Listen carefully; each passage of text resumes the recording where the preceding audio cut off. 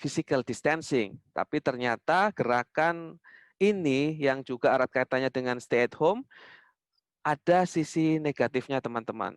Apa sisi negatifnya? Kita lihat bahwa dengan adanya kita lebih banyak aktivitas di rumah, stay at home, menimbulkan apa yang kita kenal dengan istilah physical inactivity atau mager, malas gerak.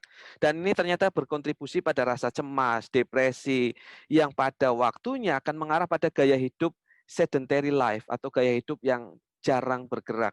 Ini mengakibatkan berbagai kondisi kesehatan kronis. Ya, ancaman PI atau physical inactivity pada saat pandemi ini meningkatkan risiko terjangkitnya penyakit tidak menular seperti jantung koroner, diabetes, kardiovaskuler, dan lain sebagainya. Riset di Kemenkes menyatakan bahwa meningkatnya anak muda terutama yang terjangkit diabetes tipe 2 ini menunjukkan bahwa pola hidup kita sekarang ini sudah mengarah ke sedentary life. Ini tentu bahaya banget. Sehingga kuncinya adalah bagaimana mempertahankan kebugaran jasmani, khususnya melalui olahraga secara rutin, meskipun kita sedang menerapkan stay at home. Mas Aldino, suara saya terdengar baik ya? Terdengar sangat jelas, Pak Eskar. Oke, kita lanjutkan. Lalu apa yang harus kita lakukan? Saya menyebut ada 4 hal yang harus kita pegang. Ada 4 kecerdasan melawan COVID. Kecerdasan ini jangan dikira ada cerdas, bodoh, enggak ya.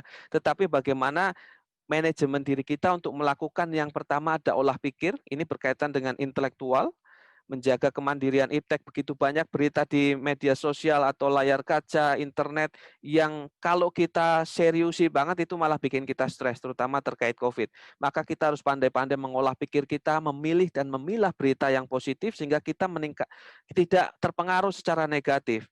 Kemudian yang kedua adalah olah rasa. Ini berkaitan dengan social dan emotional quotient atau kecerdasan sosial dan emosional. Sensitivitas, kemudian kepedulian terhadap sesama di saat kondisi sulit, tentu ini harus ditingkatkan. Ya, yang ketiga ada olah hati. Ini berkaitan dengan kecerdasan spiritual.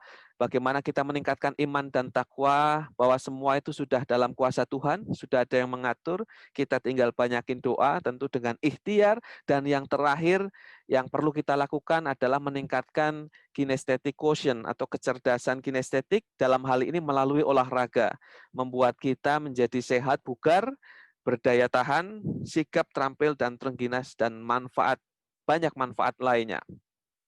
Oke, dan tentu pesannya adalah dalam situasi pandemi ini tetaplah berolahraga, tetap bergerak, bergembira, dan jangan lupa tetap patuhi protokol kesehatan yang ada. Menurut WHO sudah dikatakan bahwa aktivitas fisik ataupun olahraga ini diantaranya mampu menurunkan atau mencegah terjadinya penurunan kognitif secara intelijensia, pikun, dan lain sebagainya. Kemudian membangun kekuatan tulang dan otot, lalu melindungi atau meminimalisir resiko munculnya penyakit-penyakit kronis seperti kanker, diabetes, dan lain sebagainya. Dan yang terakhir tentu mendukung penuaan yang sehat, ya, bugar hingga hari tua. Mengapa olahraga? Saya katakan tadi bahwa salah satunya adalah dengan olahraga itu mampu merangsang 4 hormon bahagia. Ada endorfin, serotonin, oksitosin, dan juga dopamin. Konsepnya bagaimana? Dengan kita bergerak, kita akan bugar, maka muncul obat yang secara automatically Tuhan Yang Maha Kuasa sudah menyediakan segalanya di tubuh kita sebetulnya. Kalau kita melakukan perilaku yang tepat, ya, menjaga pola hidup, olahraga yang teratur, dan lain sebagainya. Sudah ada obat di dalam tubuh kita, apalagi COVID belum ada obatnya, karena memang obatnya ada di dalam tubuh kita. Ya. Nah, kalau kita bicara olahraga, tentu banyak teori. Kalau saya di kampus ini nggak cukup 1 semester. Tetapi secara umum, kalau kita ngomong olahraga, maka kita perlu memilah dulu dari sisi tujuan. Tujuannya apa teman-teman mau olahraga? Ada tujuan prestasi, ada untuk menjaga kebugaran jasmani. Kalau untuk prestasi, tentu kita lihat di Indonesia dan di luar negeri.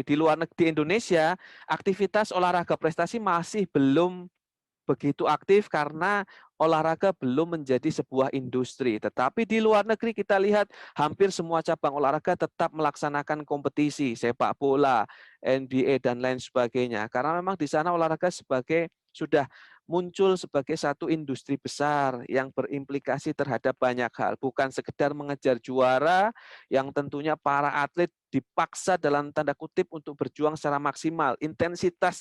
Intensitasnya itu maksimum, ya, dan juga sudah menjadi sebuah profesi, baik yang atlet, pelatih, technical official, dan lain sebagainya. Sementara di Indonesia memang belum mengarah ke sana, sehingga kita masih mementingkan sisi keselamatan, ya, dan kesehatan begitu. Walaupun eh, beberapa cabang sudah mengantisipasi atau melakukan satu creativity dengan membuat kompetisi secara virtual. Tapi tentunya hal tersebut adalah berbeda secara sepenuhnya, ya. Kemudian kita melihat di sisi yang paling kanan bagaimana olahraga tujuannya adalah menjaga kebugaran jasmani.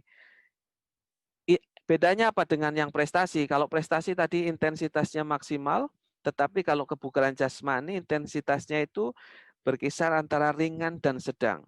Dan ini tujuannya untuk menjaga lifestyle, menjaga pola hidup sehat. Ya, tentu ini berbeda. Kita lihat kalau di Undang-Undang Sistem Keolahragaan Nasional, olahraga sebenarnya dibagi 3. Olahraga pendidikan, olahraga prestasi, dan rekreasi. Tapi secara umum, tujuan berolahraga saya bagi 2 ini aja. Oke. Nah, kalau kita bicara kebugaran jasmani, sebetulnya apa kebugaran jasmani? Dikatakan di berbagai teori yang dikemukakan para ahli bahwa kebugaran jasmani adalah satu kondisi tubuh yang mampu melakukan aktivitas termasuk olahraga, dan setelah ia selesai melakukan aktivitas tersebut, ia masih mampu melakukan aktivitas lainnya dengan baik secara efisien. Dan kebugaran jasmani hanya dapat dicapai melalui aktivitas fisik sedang hingga berat, dan juga istirahat yang cukup yang disempurnakan dengan nutrisi yang tepat. Di akhir nanti ada Dr. Ivan yang akan memberikan wawasan mengenai nutrisi tentunya. Kemudian orang bugar ini dikatakan di buku Human Kinetic, dia mampu melakukan tugas pekerjaan dan masih memiliki cukup energi untuk menikmati aktivitas lainnya, mampu merespon situasi darurat, mampu berlari, meminta bantuan, dan lain sebagainya. Kurang lebih itu adalah makna dari kebugaran jasmani. Dan kalau kita lihat, untuk menjaga kebugaran jasmani, ada beberapa aspek yang harus dipenuhi, ya, terkait dengan 11 item di sini. Tetapi saya bagi lagi, ada item-item yang memang berkaitan dengan keterampilan, ada item-item yang lebih banyak berfokus pada kebugaran jasmani secara umum atau kesehatan jasmani. Ya, ada cardio respiratory fitness, kemudian ada muscular strength, latihan otot, latihan daya tahan otot, body composition atau bodybuilding, flexibility, yang nanti akan dicontohkan oleh Mbak Winnie di materi berikutnya. Nah, kita lanjut dulu. Nah, secara umum olahraga secara kalau kita melihat jenis aktivitasnya itu ada 3. Ya, ada aerobik, anaerobik, dan high intensity interval training. Mana yang lebih baik kalau bisa ketiganya dilakukan secara kombinasi atau kombinasi dari ketiganya. Aerobik kita lihat ini berfokus pada latihan otot jantung. Dia aktivitasnya membutuhkan oksigen, membakar banyak lemak, intensitasnya ringan dan sedang. Ini cocok bagi pemula, penderita obesitas, dan juga orang tua.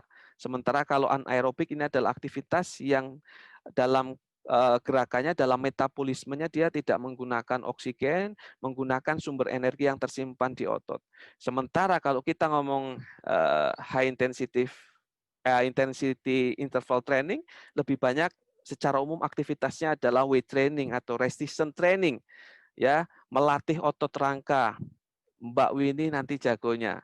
Dan yang sering lupa bahwa latihan beban ini biasanya kita identik dengan fitness, ya, latihan menggunakan alat, sehingga ada yang alasan, aduh mau ke fitness center males, nanti protokol kesehatannya bagaimana. Padahal latihan beban ini bisa dilakukan di rumah dengan beban internal tubuh kita, ya. Oke, Kalau fitness mania, fitness lover, PSBB itu bukan pembatasan sosial berskala besar, tetapi pola sehat dengan bodybuilding. Ya, kalau PSBB yang asli itu dengan 3M, stay at home, maka PSBB yang bawah adalah dengan melakukan olahraga secara teratur, jaga pola makan, istirahat cukup, hindari alkohol dan juga rokok, berpikir positif, banyak doa. Lebih kurang itu. Dan yang paling penting, apapun yang dilakukan, khususnya olahraga, dia harus punya program. Terstruktur, terukur, dan teratur.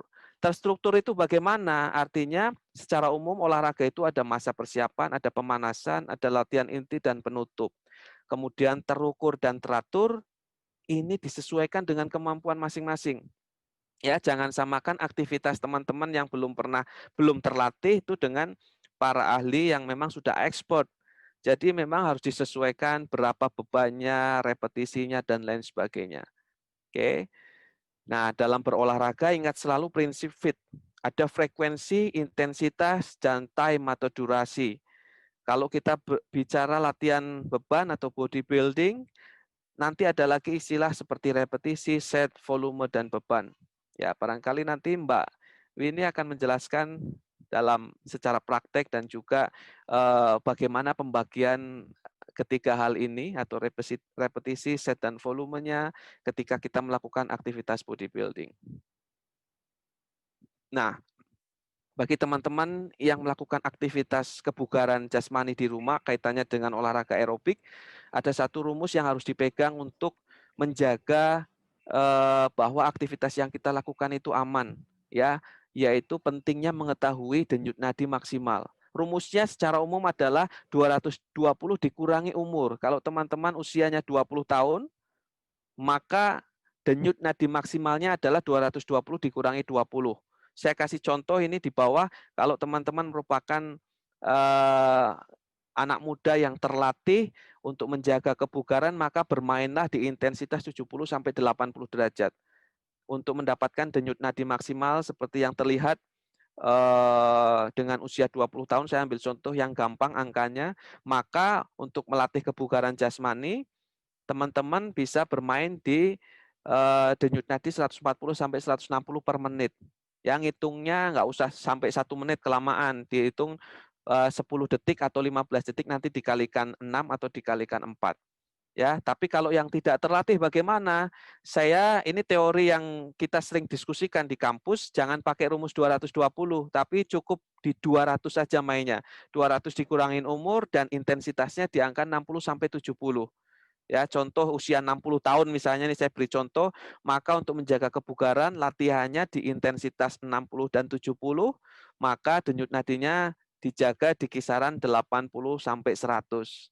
Ya, asal dilakukan secara teratur, maka ini akan memberikan satu manfaat yang positif. Ini beberapa latihan kebugaran jasmani untuk kesehatan, ada latihan kekuatan atau maksimum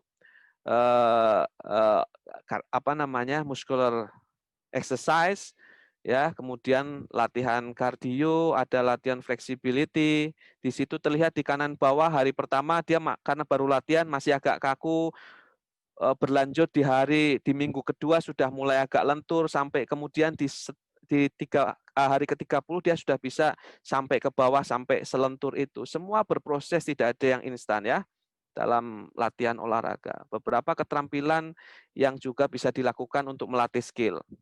Nah, di era pandemi saya tetap berpesan bahwa ketika beraktivitas olahraga pastikan teman-teman sehat, apalagi bila beraktivitas di luar. Ya, tetap jaga jarak, yang sekarang lagi booming kan dengan bersepeda atau goes, jaga jarak, sesuaikan dengan kecepatan ketika teman-teman melakukan goes ya. Kalau agak cepat dengan intensitas sedang, jaga jarak sampai dengan 20 meter. Kalau jogging atau lari, jaga jarak sampai dengan 2 meter. Ini sesuai dengan arahan dari Perhimpunan Dokter Spesialis Kedokteran Olahraga. Nah, ini beberapa resiko ketika olahraga dilakukan di tempat umum, ya. Ingat intensitasnya kalau untuk menjaga kebugaran bermain di ringan hingga sedang. Kalau tadi mengetes intensitas bisa dengan menghitung denyut nadi, cara yang paling gampang itu sebetulnya secara manual bisa dilihat kalau kita sedang jogging, intensitas ringan itu indikatornya kita bisa ngobrol, bisa nyanyi-nyanyi, tetapi kalau intensitas sedang, kita sudah nggak bisa nyanyi, tapi masih bisa ngomong. Kalau sudah intensitas berat, jangankan nyanyi, jangankan ngomong, ya susah, kita bahkan ngos-ngosan, ya terbata-bata atau terengah-engah. Nah, ini salah satu indikator mudahnya. Kalau nggak sempat ngitung denyut nadi. Ya, ini resiko rendah kalau sedang bersepeda di di era pandemi. Paling aman memang sepeda statis di rumah, tapi kan kadang boring. Yang aman lagi di luar rumah tetapi berada di zona hijau, ya, atau dengan anggota keluarga di lingkungan yang sepi.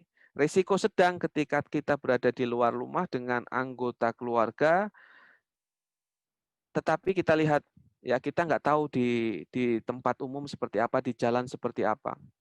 Ya, risiko tinggi, berkelompok, ya, bersepeda dengan bukan anggota keluarga, tidak jaga jarak. Yang sering terjadi, jaga jarak semua protokol diikuti, tapi ketika sedang break, mampir ke warung kelapa muda misalnya lupa, nggak pakai masker, tidak jaga jarak, dan lain sebagainya. Itu yang kadang sering kelupaan.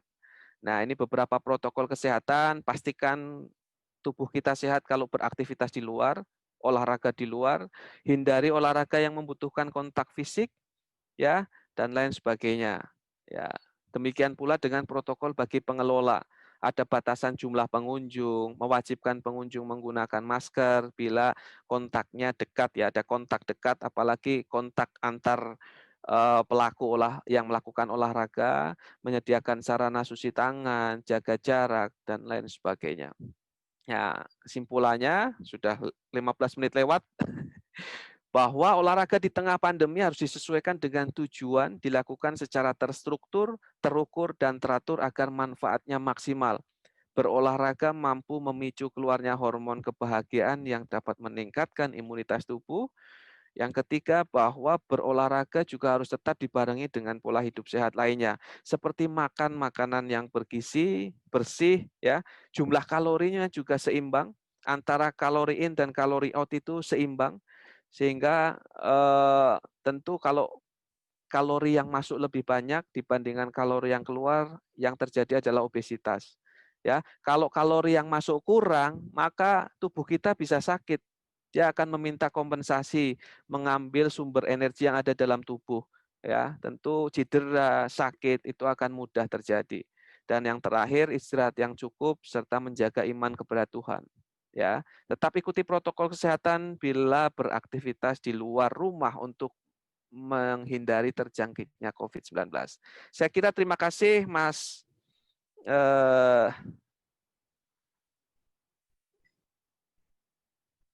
Siap, terima kasih Pak Eskar Saya atas sorry banget agak ya, molor ini, tapi ya enggak. mudah-mudahan bisa dipahami dan tidak Siap, puas siap. sehingga kita bisa lanjutkan di sesi diskusi. Thank you Siap, Mas Aldino. siap, siap. Terima kasih Pak Eskar atas materi yang sudah diberikan kepada kami. Sangat amat jelas materinya. Mudah-mudahan teman-teman di sini juga bisa merangkap materi yang sangat bagus yang sudah dijelaskan oleh Pak Eskar, ya kan.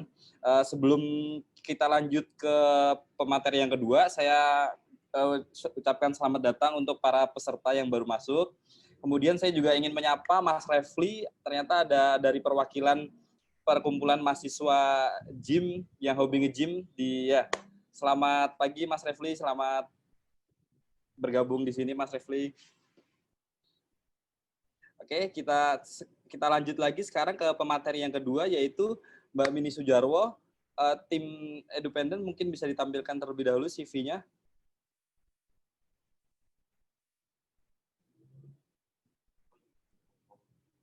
Oke, terima kasih. Nah, ini dia riwayat Mini Sujarwo. Jangan lupa nih di-follow YouTube-nya Mbak Mini, yaitu Mini Sujarwo Channel, ya kan? Karena di sana banyak exercise yang mungkin bisa dilakukan teman-teman di saat di rumah ataupun nanti di tempat gym.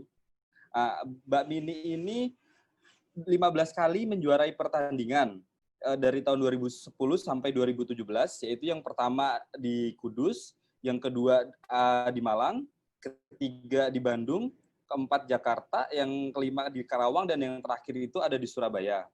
Kemudian dari tahun 2017 sampai sekarang, Mbak Mini ini menjadi juri nasional dengan total 46 kali menjadi juri dan aktif menjadi guest poser. Oke. Cukup itu saja CV dari Mbak Mini. Tanpa berpanjang lebar lagi, kita akan menyaksikan teknis gerakan berolahraga selama pandemi. Mbak Mini mungkin bisa di-share ke kita cara gerakannya dan teknis gerakan berolahraga selama pandemi. Silakan, waktu dan tempat kami persilakan, Mbak Mini.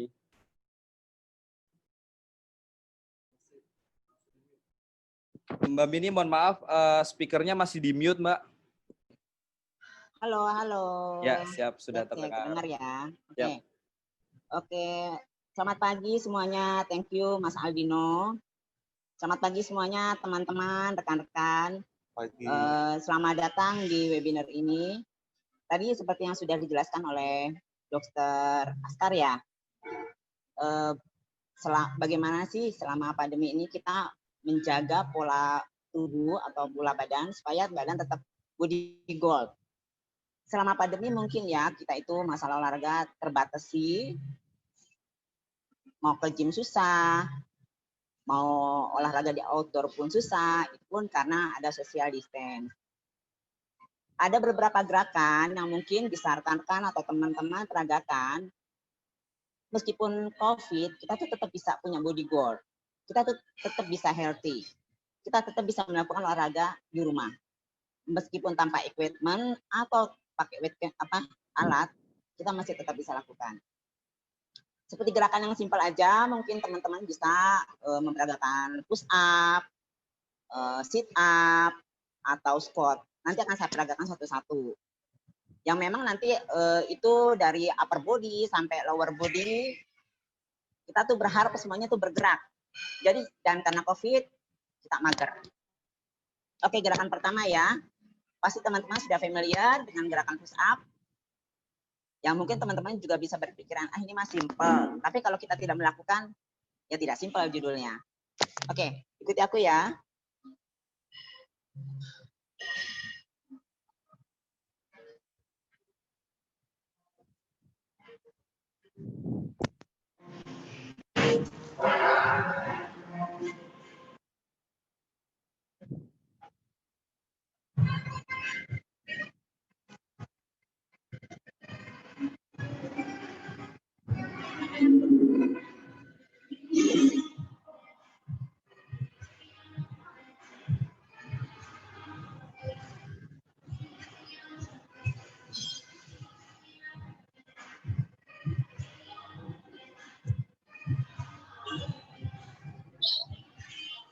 Ya.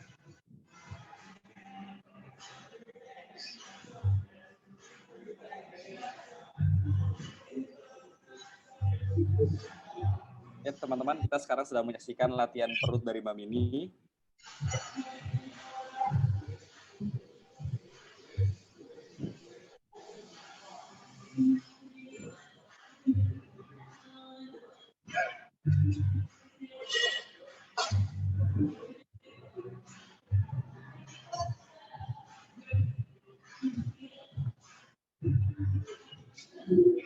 Oke, sekarang latihan yang ketiga.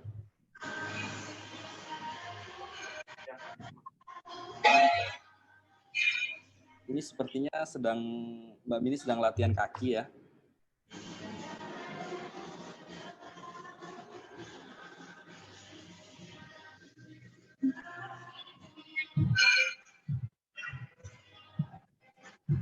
Masuk ke latihan yang keempat.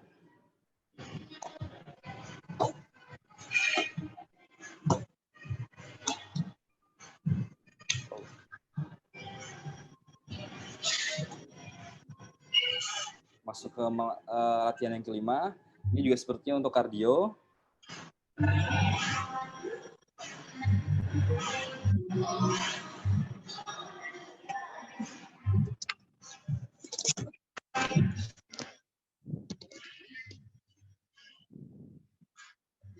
Oke, tadi beberapa gerakan sudah saya peragakan. yang pastinya bisa diperagakan oleh teman-teman. Itu tanpa equipment loh. Kalau misalnya teman-teman memang butuh equipment, kita bisa peragakan. Kalau teman-teman punya gini deh, botol aqua di rumah, kita bisa pakai itu. Kebetulan di rumah ini ada alat, ada barbel, ada dumbbell. Bisa saya peragakan ya.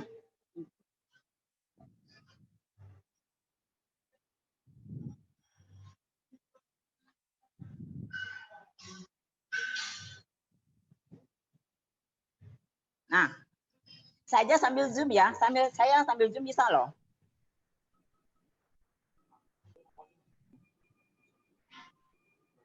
Mbak Mini, ini untuk melatih otot apa ya, Mbak ya?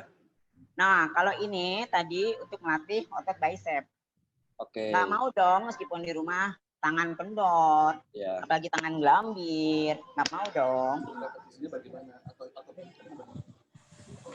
Kalau untuk latihan di rumah, repetisinya perhitungannya gimana Mbak Mini ya? Atau harus disesuaikan atau gimana Mbak? Kalau di rumah biasanya kan keterbatasan alat ya. Ya. Keterbatasan alat. Biasanya teman-teman itu di rumah melakukan yang tanpa equipment, tanpa alat. Seperti push up. Push up itu kan tanpa equipment. Bisa melakukan repetisi. Kita lakukan repetisi sebanyak-banyaknya. Dengan beberapa variasi. Push up kan bisa push up standar, weight push up, atau diamond push up. Satu setnya biasanya berapa kali repetisi ya Mbak? Tergantung kemampuan orang masing-masing. gitu. Tapi kalau diri saya pribadi ya mungkin sekitar 25. Berarti kita harus sesuaikan dengan kemampuan kita sendiri ya Mbak Mini ya? Ya, biasanya kalau pemula itu 10 cukup lah. Oke. Itu cukup menguras kalori, cukup menguras tenaga. Emang benar. Di rumah itu meskipun di rumah, apalagi perempuan ya, tetap pengen terlihat cantik, fit, fresh. Ya itu salah satunya. Olahraga yuk kan gitu. Makanya kemarin kebetulan saya juga punya channel baru yang memang banyak permintaan request dari rekan-rekan. Mbak bikin channel dong, bikin tutorial dong. Gitu. Saya coba bikin tutorial bagaimana sih saya melakukan gerakan di rumah tanpa equipment. Dan antusias mereka tuh udah banyak request sekali bilang kan sabar. Udah beberapa banyak gerakan yang sudah ada di situ. Ya nanti mungkin teman-teman bisa sharing atau share ke saya untuk lebih lanjutnya karena saya kan dibatasi waktunya ya. Bisa DM saya, by Instagram saya. Di situ ada, bisa DM. Mbak Mini, di sini kan ada beberapa partisipan kita yang wanita. Mungkin ada gerakan yang dikhususkan untuk wanita yang bisa di-share ke sini, di sini Mbak Mini?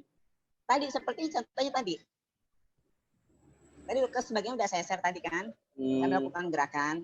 Oke, jadi itu bisa dilakukan untuk wanita juga ya Mbak Mini ya? Nggak cuma untuk... Bisa. Oke, siap. Seperti gerakan squat, gitu tadi squat sudah kan ya.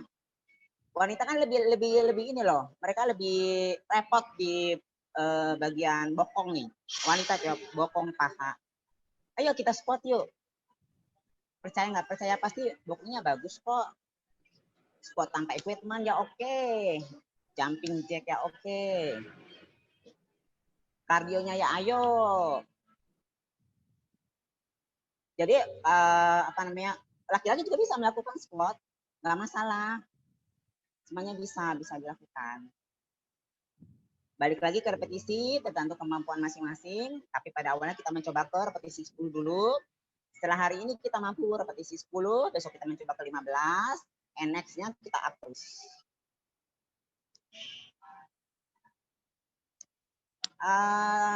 Untuk itu tadi gerakannya kadang-kadang juga kita kan perlu kardio ya. Nah, kardio juga tadi udah dijelasin mungkin sama Pak Dokter sebagian itu. Kita bisa bersepeda, kita bisa jogging. Ya tetap kita mengikuti protokol kesehatan. Oke. Terima kasih Mbak Mini, menyambung yang disampaikan Pak Eskar tadi. Ternyata kita selama pandemi ini tidak boleh menjadikan alasan tidak berolahraga ya Mbak ya, karena kita bisa melakukan olahraga itu dengan beban kita sendiri ya, seperti contohnya tadi push up ya kan gitu ya Mbak Mini ya. Yes. Oke, siap. Mungkin Mbak Mini ada pesan-pesan untuk kita semua nih biar tetap semangat dalam olahraga pas di masa pandemi ini gitu Mbak Mini. Karena kan pasti di masa pandemi ini kita agak mager gitu kan Mbak. Sebetulnya balik ke mindset masing-masing. Saya ingin sehat, gitu kan. Saya ingin segar, saya ingin seksi, saya ingin apa cewek lah gitu kan. Ingin cantik. Lakukanlah olahraga dimanapun, meskipun ini COVID, even di rumah atau di kantor, yang tidak terlalu memerlukan alat, bisa kok. Bukan pakai bangku pun bisa. Jadi kan kesehatan itu nomor 1. Oke, terima kasih Mbak Mini. Intinya tanpa alasan kita tetap harus berolahraga ya Mbak Mini ya.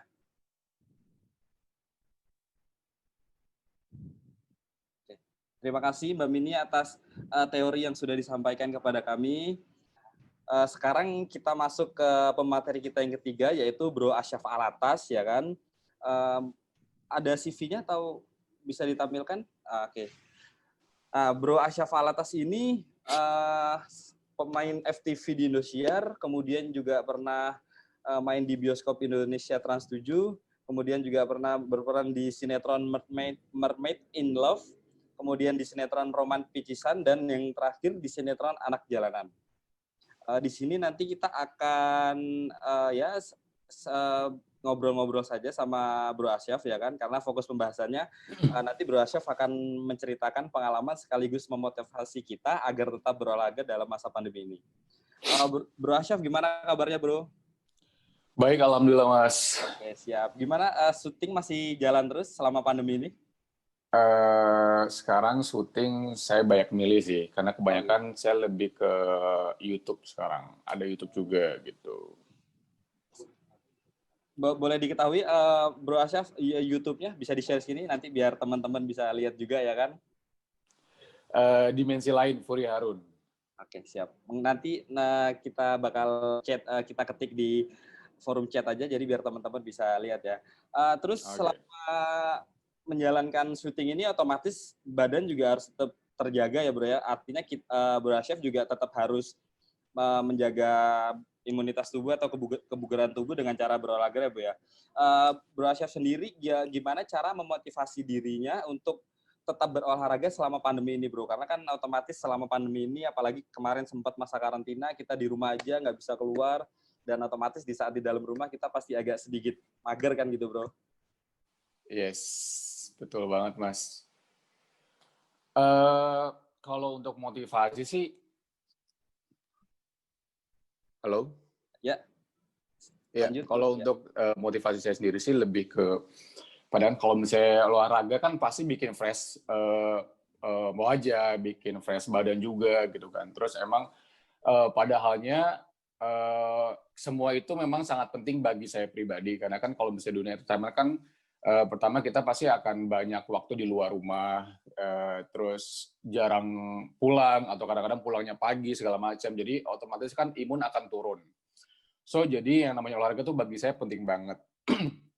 Entah kita harus ke tempat gym atau kita olahraga di rumah, seperti tadi yang dibilang kami ini dan Dr. Eskar juga, itu benar-benar yang menurut saya pas banget. Olahraga di rumah juga bisa, entah dari jogging, cardio, atau push up, sit up, squat segala macam yang emang bisa dilakukan di rumah gitu.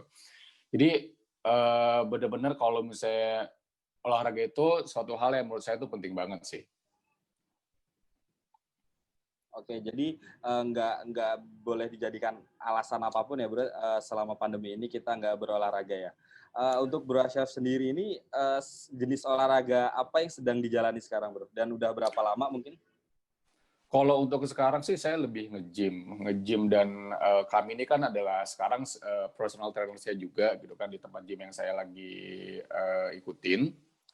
Dan kalau misalnya olahraga yang ya hanya gym aja sih untuk sekarang, untuk kali ini saya lebih pentingin ke gym aja sih gitu. Udah berapa lama Bro Asyaf nge-gym nih sama PT-nya Mbak Mini nih?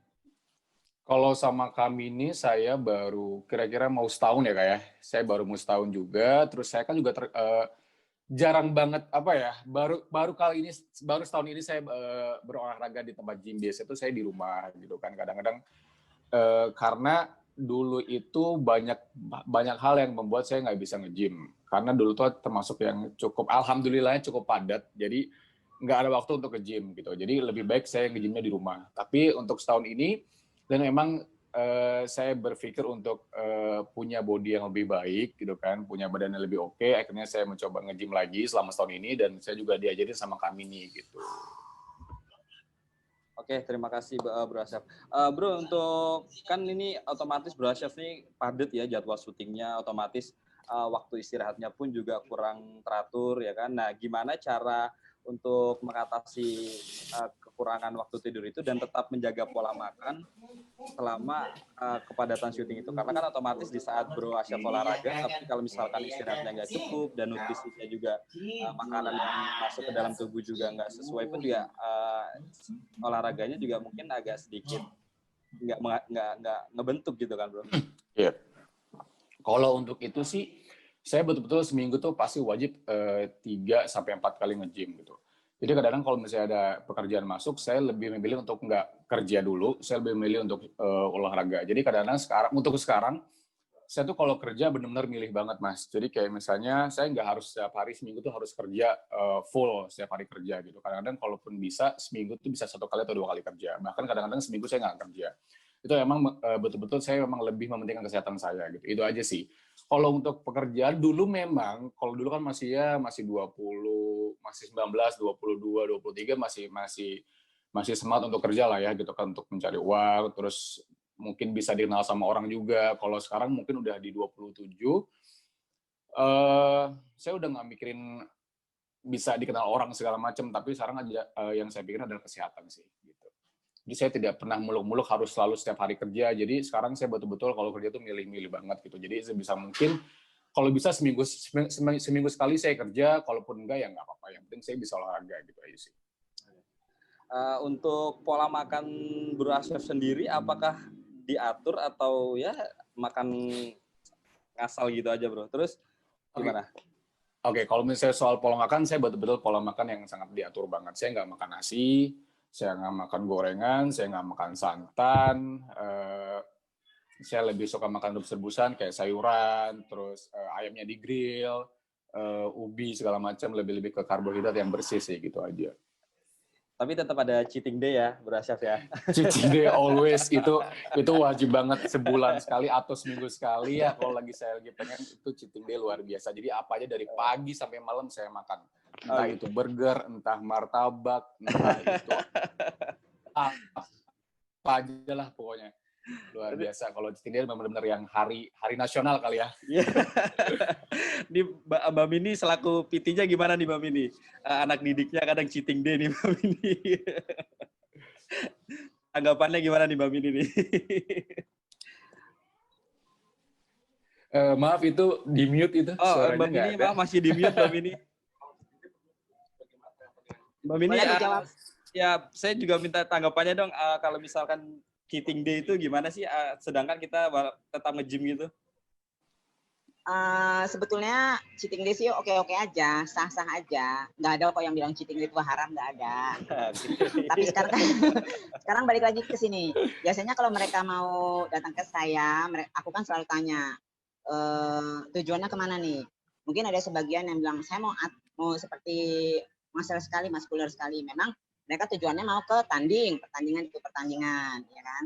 Nah, ada yang memang buat perform, karena kebetulan kayak Asaf kan, dia kan seorang entertain ya, dia membutuhkan perform yang high quality sekali gitu kan. Nah, sama Asaf itu biasanya aku kasih menu buat diet, bla bla bla bla, buat kesekian hari. Nah, kebetulan juga Asaf kan jago diet, memang sudah terbiasa diet, ya is okay. Ya, sometimes aku bilang kalau mau cheating day ya is okay, nggak apa-apa gitu. Jadi nggak terlalu aku patokin sekali. Lo harus diet setiap hari, lo harus berbulan, enggak. Seorang atlet pun gini kok, seorang atlet pun itu nggak mesti diet setiap saat. Atlet itu kan ada saat dia on season, saat dia off season gitu. Tapi kan bagaimana caranya dia menjaga pola badannya tetap proporsional, tetap stabil, dan tetap berotot lah istilahnya gitu kan. Jadi kalau suatu saat mereka dimintai untuk perform dadakan, mereka dikasih waktu cuma sebulan, sudah ready gitu. Jadi ya cheating day ya oke-oke aja kok. Ya saya sendiri ya saya akui, saya juga suka cheating day. Tapi memang saya akui juga saya nggak pernah makan nasi. Gitu. Paling banter cheating day saya itu ya paling somai pakai bumbu, bakso tapi tidak pakai garam gitu aja kok. Oke. Iya, betul. Artinya cheating day itu juga nggak masalah ya Mbak Beni, asalkan kita tetap bisa menjaga badan kita agar tetap proporsional ya. Balik lagi ke sini, komitmen pada diri sendiri. Komitmen awal dia datang ke gym dan berolahraga. Biasanya gini, mensiasati cara cheating day. Hari ini cheating day, seperti yang tadi bilang kan, all dia eat, it's okay, nggak apa-apa, semuanya dimakan.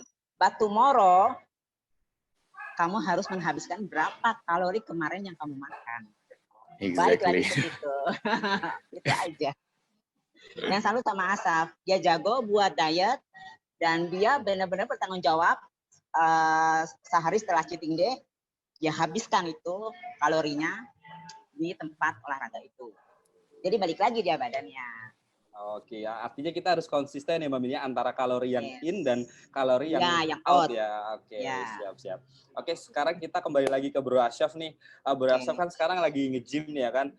Gerakan apa sih yang paling disukai dan sekarang menjadi fokusnya Bro Asyaf? Kalau untuk sekarang itu sih saya lebih ke shoulder ya Kak. Ya Mas Aldi gitu kan. Ya kami ini tahulah gitu kan. Saya lebih ke shoulder karena kan kalau misalnya kita pakai baju atau pakai jaket segala macam, dia akan lebih ngebentuk di sini kan. Jadi kayak lebih kelihatan pas aja gitu badannya. Saya lebih ke situ sih.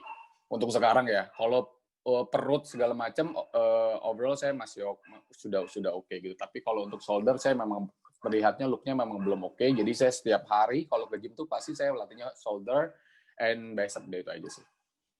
Oke. Terus kalau untuk gerakan kaki sendiri, Bro Asyaf masih sering latihan nggak? Karena kan biasanya kalau setahu saya sih ya, dengar cerita dari teman-teman yang gitu, biasanya kalau pemula yang suka awal-awal nge-gym itu agak males gitu latihan kaki ya kan? Sebetulnya nggak menurut Bro Asyaf nih penting nggak latihan kaki itu? Mungkin kalau orang-orang yang pengen punya kaki besar, kayak pahanya terlihat oke segala macam, mungkin penting ya. Tapi saya termasuk orang yang nggak suka main kaki, Mas. Karena sehari saya main kaki, 2-3 hari itu saya nggak bisa jalan. Saya benar-benar saya melewatkan namanya main kaki. Betul-betul saya nggak pernah suka main kaki. Kami ini tahu, mungkin Mas Hari juga tahu.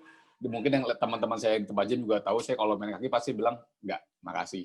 Saya mending nggak usah main kaki, deh mending yang lain aja. Karena main kaki itu betul-betul buat saya tuh berat banget, hal yang sangat berat. Dan karena besoknya kan kadang-kadang kita harus beraktivitas kan. Jadi kadang-kadang besoknya kita nggak bisa ngapa-ngapain, yang terkendala karena memang kakinya sakit, atau jadi kita nggak bisa jalan, segala macam gitu. Memang agak riskan sih kalau main kaki. Tapi mungkin yang sudah terbiasa, ya akan biasa gitu. Tapi kalau karena saya memang tidak terbiasa main kaki, jadi di saat main kaki agak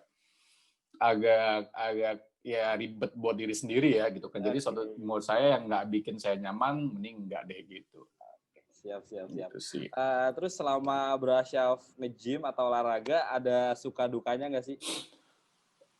Selama nge-gym itu suka duka ya. Ya sukanya mungkin ya lebih kita punya badan yang emang bagus lah ya gitu kan. Tapi sebetulnya poin utama saya untuk berolahraga itu bukan punya badan bagus, Mas. Betul-betul saya nggak pernah berpikir kayak, gue harus punya badan bagus. Enggak sih. Tapi saya berpikir gue harus sehat gitu kan. Karena saya punya keluarga yang memang punya keturunan kolesterol, diabetes, asam urat, dan lain-lainnya, penyakit-penyakit yang emang penyakit bawaan lah ya gitu. Jadi saya berpikir kayak, oke, mulai sekarang gue nggak makan garam, gue nggak makan micin, gue nggak makan gorengan, gue nggak makan santan, gue nggak makan nasi. Gitu. Jadi hal-hal yang emang membuat penyakit itu akan semakin cepat bertumbuh di tubuh gitu kan. Jadi saya benar-benar kayak saya nggak mau makan ini yang membuat saya akan seperti orang ini gitu loh. Jadi saya berpikir, udahlah saya olahraga lagi, saya nge-gym lagi, saya cari makanan sehat yang memang bagus untuk kita gitu loh. Jadi saya nge-gym ini bukan berarti untuk punya badan bagus, tapi hanya untuk sehat gitu kan. Kalau misalnya punya badan bagus itu urusan bonus lah gitu kan. Karena kan pasti setiap kita olahraga, setiap kita melakukan hal apapun yang positif pasti ada bonusnya di belakangnya, di akhirnya gitu. Jadi untuk nge-gym ini suka dukanya ya udah sukanya mungkin sekarang saya punya badan yang oke gitu kan. Terus saya punya muka yang fresh, kita bisa sehat, lebih sehat dari sebelumnya gitu loh. kita punya hal-hal yang emang bisa dilakukan secara positif, yaitu dengan olahraga. Kalau dukanya mungkin kadang-kadang kan nge-gym tuh mut-mutan ya, malas-malasan gitu lah. Jadi kadang dukanya itu apa ya? Sebenarnya untuk dukanya sih nggak ada. Sejauh ini saya tidak pernah ngerasa ada dukanya dalam berolahraga gitu kan. Semuanya saya positif, saya dapatnya hal-hal yang positif dalam berolahraga gitu. Jadi overall saya lebih banyak sukanya sih dibanding dukanya berolahraga itu. Oke, terima kasih Bro Asyaf. Untuk catatan juga buat teman-teman ya yang lain, artinya apalagi kalau kita punya penyakit bawaan dari keluarga seperti kolesterol dan yang lain-lain yang sudah disampaikan Bro Asyaf, itu harusnya bisa lebih memotivasi kita agar tetap berolahraga ya kan Bro? Exactly. Lebih aware sama diri sendiri sih harusnya, karena kan kita kan siapa sih yang mau hidup lebih lama? Kita kan pasti orang-orang mau hidup tuh panjang umur segala macam gitu kan. Kita sudah tahu ada penyakit di depan sana, sebisa mungkin kita harus aware sama diri kita sendiri gitu sih. Oke, terima kasih Bro Asyaf atas motivasinya. Semoga teman-teman di sini juga bisa menangkap motivasi dari Bro Asyaf agar kita tetap bisa berolahraga dan jangan dijadikan alasan pandemi COVID-19 ini. Terima kasih Bro. Sekarang kita masuk ke pemateri kita yang keempat dan yang terakhir, yaitu Dr. Ivan Fioneza Muhaka. Tim Edupendent mungkin bisa ditampilkan CV dari Dr. Ivan.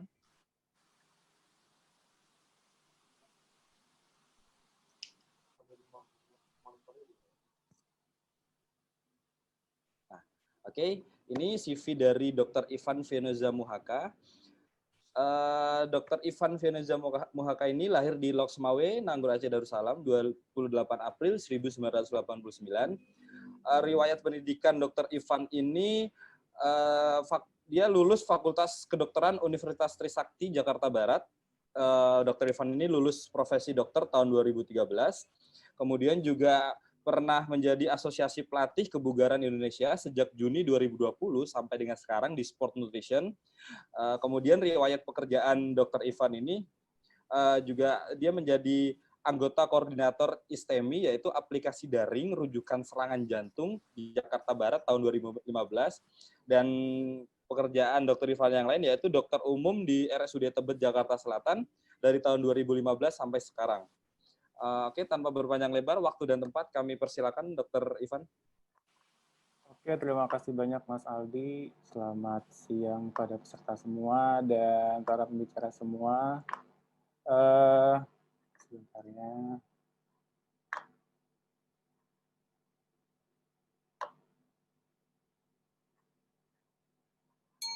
Ya.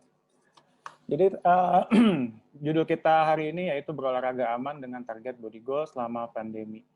Jadi yang perlu digarisbawahi yaitu yang pertama aman ya, karena aman itu yaitu berolahraga itu tujuannya yaitu untuk sehat ya.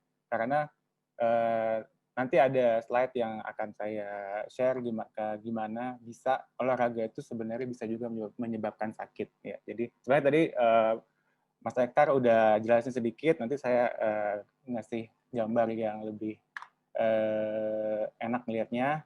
Kemudian bisa dilihat di background-nya ini body goals ya. Body goals itu sebenarnya nggak semua orang pengen body goals-nya langsing ya. Jadi ada yang pengen dari kurus pengennya jadi agak gemukan, ada yang dari gemuk pengennya jadi lean atau jadi langsing, ada yang body goals-nya pengen segitu-segitu aja, nggak naik nggak turun ya. Jadi nanti kita ngebahasnya ini ke semua aspek ya, nggak hanya ingin langsing saja. Nah, pernah lihat nggak ini kayak begini? Ngeri nggak? Takut nggak ngelihatnya nih? Jadi sekarang itu ada jargon terbaru yaitu sitting is the new smoking ya. Jadi ini saya agak ngebahas olahraga dikit ya. Sitting is the new smoking. Jadi ini bukan hanya gambar semata, bukan hanya meme semata, bukan hanya grafik semata. Jadi Organisasi Kardiovaskular Dunia ini udah juga untuk bagian rehabilitasi dan preventifnya ya, rehabilitasi dan pencegahan itu udah menggelakkan untuk jargon ini, sitting is the new smoking ya. Kenapa begitu? Nah, jadi ini sitting increases risk of death up to 40%. Ya, jadi kebiasaan duduk-duduk, mager-mager, ya, malas gerak, leyeh-leyeh, itu meningkatkan resiko kematian sampai 40%. Ya, jadi itu bahaya banget karena ya kayak tadi sitting is smoking ya yang udah kita tahu smoking efeknya banyak ya, yang menurunkan imunitas, meningkatkan penyakit-penyakit kardiovaskuler, kemudian bisa juga meningkatkan penyakit-penyakit menular juga bisa ya dari penurunan imunitas tadi ya. Jadi termasuk ada hubungannya juga nanti dengan COVID ya. Kemudian nah ini dia effect of exercise on immune function ya. Jadi ini yang saya bilang tadi gimana caranya berolahraga itu harus aman ya. Jangan harus aman yaitu tidak menyebabkan sakit ya karena tujuannya untuk sehat.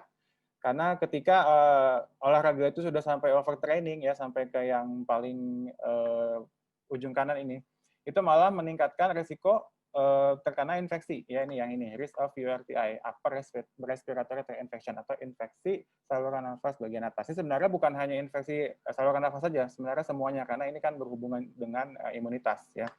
Jadi untuk ini yang sedentary yang duduk-duduk ya ada risikonya.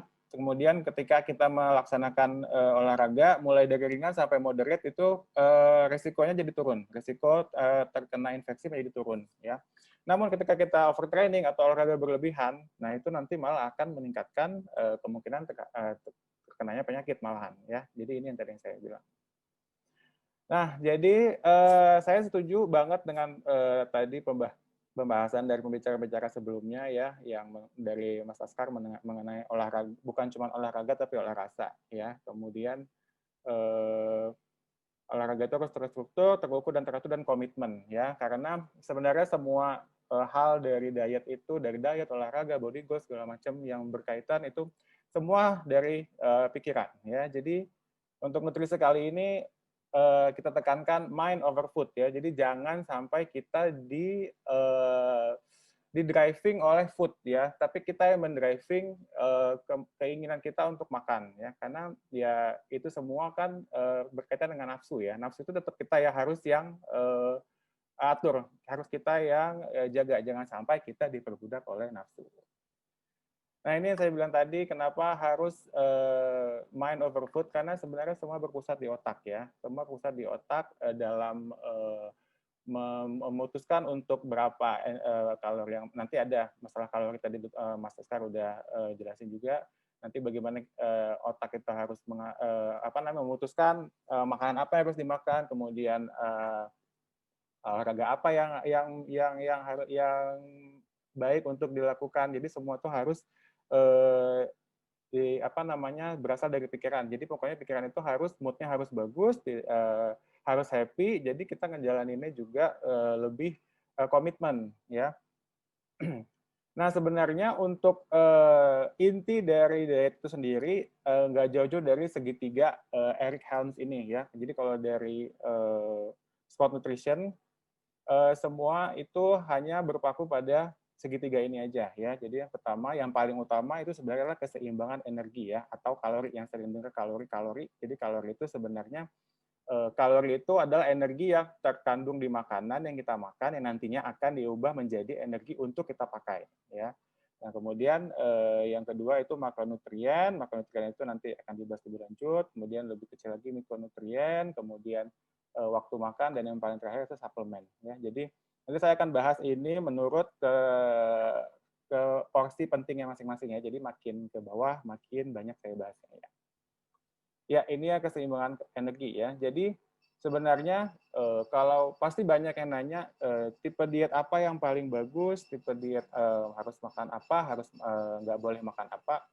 Kalau saya menganutnya begini, sebenarnya kalau kamu mau makan apa aja boleh, tapi harus tahu kamu makannya berapa ya. Tapi kalau kamu kalau kamu pengennya yang bersih ya itu lebih bagus ya. Tapi kalau misalnya kamu banyak alasannya, nggak bisa kalau nggak makan ini, aduh nanti nggak happy kalau nggak makan ini. Oke, kalau saya sih menganutnya boleh makan apa aja asal tahu berapa yang masuk dan harus ada yang dikeluarkan energinya ya. Jadi ya ini ya kalori intake atau yang masuk itu yang dari makanan, kemudian ada kalori yang keluar ya itu kalori yang digunakan untuk melaksanakan fungsi tubuh dan untuk melakukan aktivitas fisik. Nah, ini tadi dia ya, seperti tadi juga. Jadi kalau ini sudah dijabarkan. Jadi kalau mau mempertahankan berat badan itu berarti minimal kalori yang masuk dan kalori yang dibakar itu setimbang, ya.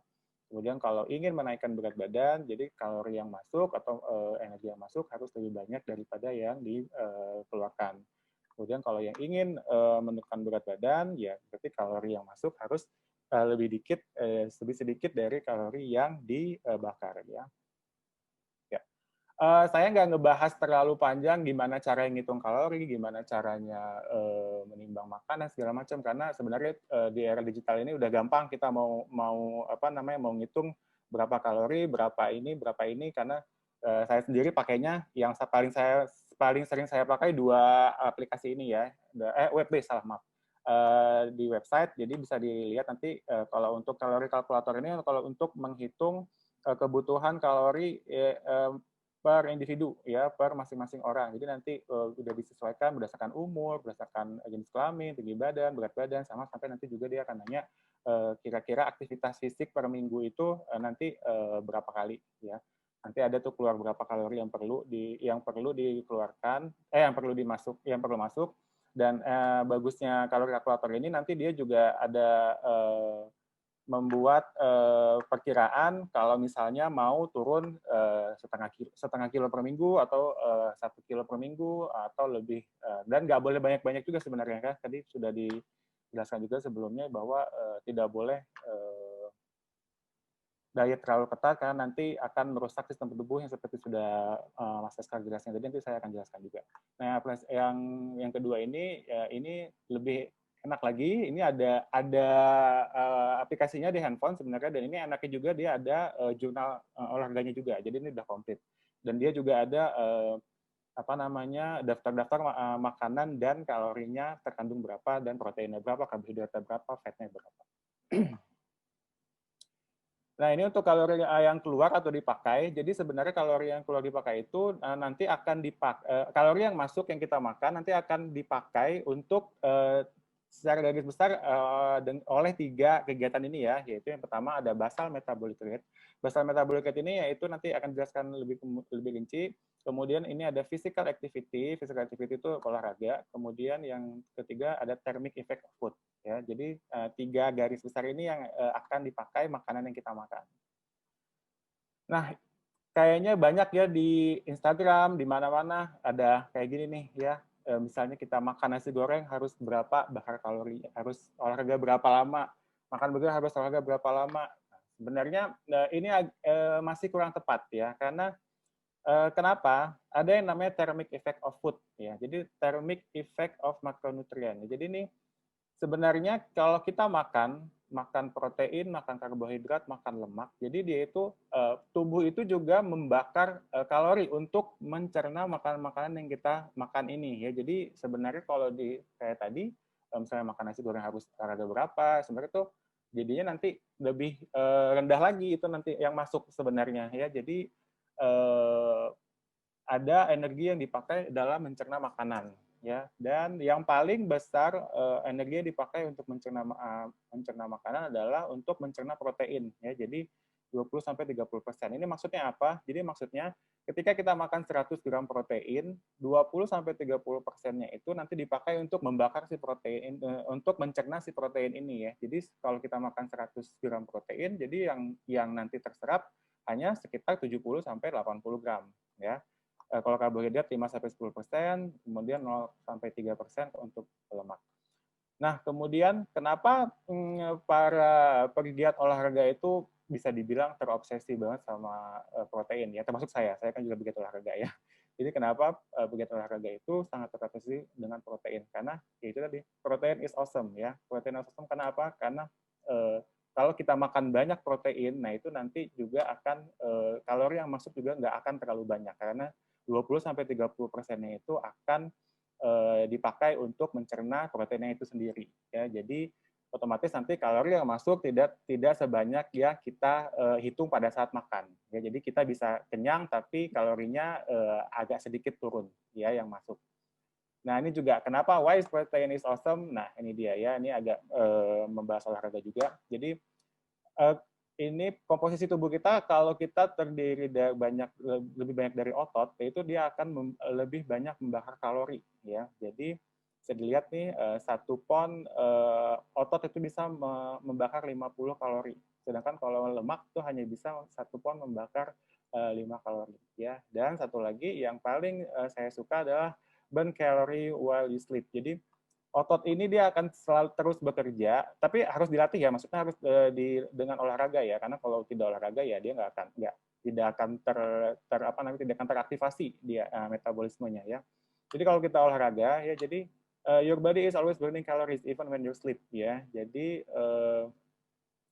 ini hebatnya kenapa protein kita junjung tinggi protein itu ya, sang protein itu, karena ya ini dia. Jadi ketika kita makan protein dia masuk bisa kenyang tapi kalorinya tidak sebanyak yang kita hitung. Kemudian pada saat kita padukan dengan olahraga yang baik dan teratur, itu juga nanti akan membakar kalori selama 24 jam ya. Nah, ini yang untuk BMR ya, ini ya, yang 70% itu kalori yang masuk akan dipakai untuk basal metabolic rate ya. Nah, jadi BMR itu adalah energi yang diperlukan tubuh untuk melakukan metabolisme dasar dalam keadaan santai atau istirahat ya. Jadi BMR itu nanti dipakai untuk kegiatan-kegiatan yang untuk melangsungkan kelangsungan hidup manusia itu sendiri ya. Jadi untuk aktivitas otak, untuk aktivitas jantung, untuk aktivitas ginjal, liver, kemudian pencernaan ya. Itu nanti ada perhitungannya, bisa dihitung di aplikasi juga ada, di web juga ada nanti untuk menghitung BMR berapa. Ya, dan kemudian ini adalah pertanyaan yang paling banyak ditanyakan kepada ahli gizi ya. Apakah boleh diet ketat sampai setara atau bahkan kurang dari BMR agar BB turun cepat, ya kan? Pasti pada bertanya-tanya kenapa nggak diet sampai BMR aja biar BB-nya turun cepat ya? Karena kan kayaknya semua sekarang pengennya instan ya. Nah, jadi jawabannya adalah nggak boleh. Kenapa? Karena ketika kita diet di bawah BMR ini, ya nanti akan mengganggu fungsi-fungsi ini, ya. Nah, ketika fungsi-fungsi ini nanti dia terganggu, jadinya apa? Ya, sakit ya. Jadi kita nanti juga akan mendatangkan penyakit yang sakit jantung lah, kemudian sakit ginjal, kemudian sakit liver, kemudian nanti mempengaruhi mood dan stres juga akan mempengaruhi otak dan lain-lain ya. Termasuk nanti juga bisa mempengaruhi sistem imun. Ya. Kemudian kita masuk ke makronutrien. Makronutrien itu terdiri dari yang udah pasti tahu semua ya, karbohidrat, lemak, dan protein. Saya nggak bahas terlalu banyak, harus berapa banyak karbohidrat yang masuk, harus berapa banyak protein yang masuk, karena akan panjang urusannya, nanti ada hitung-hitungannya, jadi saya akan hanya ngebagi tipsnya aja gimana. Sesuai dengan gambar ini, jadi bisa dilihat karbohidrat itu ambil 2/3 dari porsi ya. Tapi karbohidratnya itu harus terbagi 2. Jadi karbohidrat yang kompleks, yaitu sayur-sayuran dan buah-buahan, kemudian karbohidrat yang sebagai energi ya, yang didapatkan dari zat-zat yang mengandung tepung, kayak roti, nasi, segala macam ya. Kemudian sepertiganya lagi terdiri dari protein dan fat ya. Tapi dari sepertiga itu nanti 2/3 bagian untuk protein, sepertiga bagiannya untuk lemak. Tapi dengan catatan ini semua diperoleh dari sumber makanan yang sehat tanpa ada makanan yang diproses ya, sebenarnya kayak seperti makanan kaleng, kemudian makanan botolan, karena itu udah banyak banget produk tambahannya ya, yang pengemulsi lah, pengempal, kemudian gula, garam, segala macam yang komposisinya sudah melebihi dari untuk menuju sehat ya. Nah, ini salah satu tips untuk dalam mengkonsumsi makronutrien. Jadi ada namanya densitas kalori ya. Densitas kalori itu simpelnya gini. Bayangkan kita makan 500 kalori ya, bukan makan 500 gram makanan, bukan, tapi 500 kalori ya. Nah, 500 kalori itu bisa dilihat perbandingannya, kalau minyak itu dia bisa hanya mengisi segininya lambung, kemudian kalau fat yang baik itu dia hanya bisa mengisi segini lambung, kemudian untuk Karbohidrat yang terdiri dari zat tepung dia hanya bisa mengisi segini lambung. Kemudian kalau protein, tapi dengan catatan lean ya. Lean ini maksudnya yang low fat, yang rendah lemak, yang daging sapi rendah lemak, kemudian daging ayam yang bagian dada bagusnya ya. Kemudian ikan, kalau ikan kan memang lemaknya nggak banyak. Kemudian kalau sayur-sayuran dia bisa mengisi segini lambung. Pesannya apa? Jadi semakin ke kanan ini semakin kita lebih cepat, lebih banyak semakin kita merasa kenyang, tapi kalori yang kita masuk ya sedikit ya. Jadi kalau kita makan minyak sedikit aja segini, kita belum kenyang nih ya. Dengan 500 kalori 500 kalori dari minyak kita belum kenyang nih hanya segini. Tapi kalau 500 kalori dari sayur-sayuran udah kenyang nih ya. Jadi memang kita komposisi makanannya memang harus lebih mengutamakan yang bisa bagaimana caranya bisa membuat kenyang tapi kalori yang masuk itu tidak sebanyak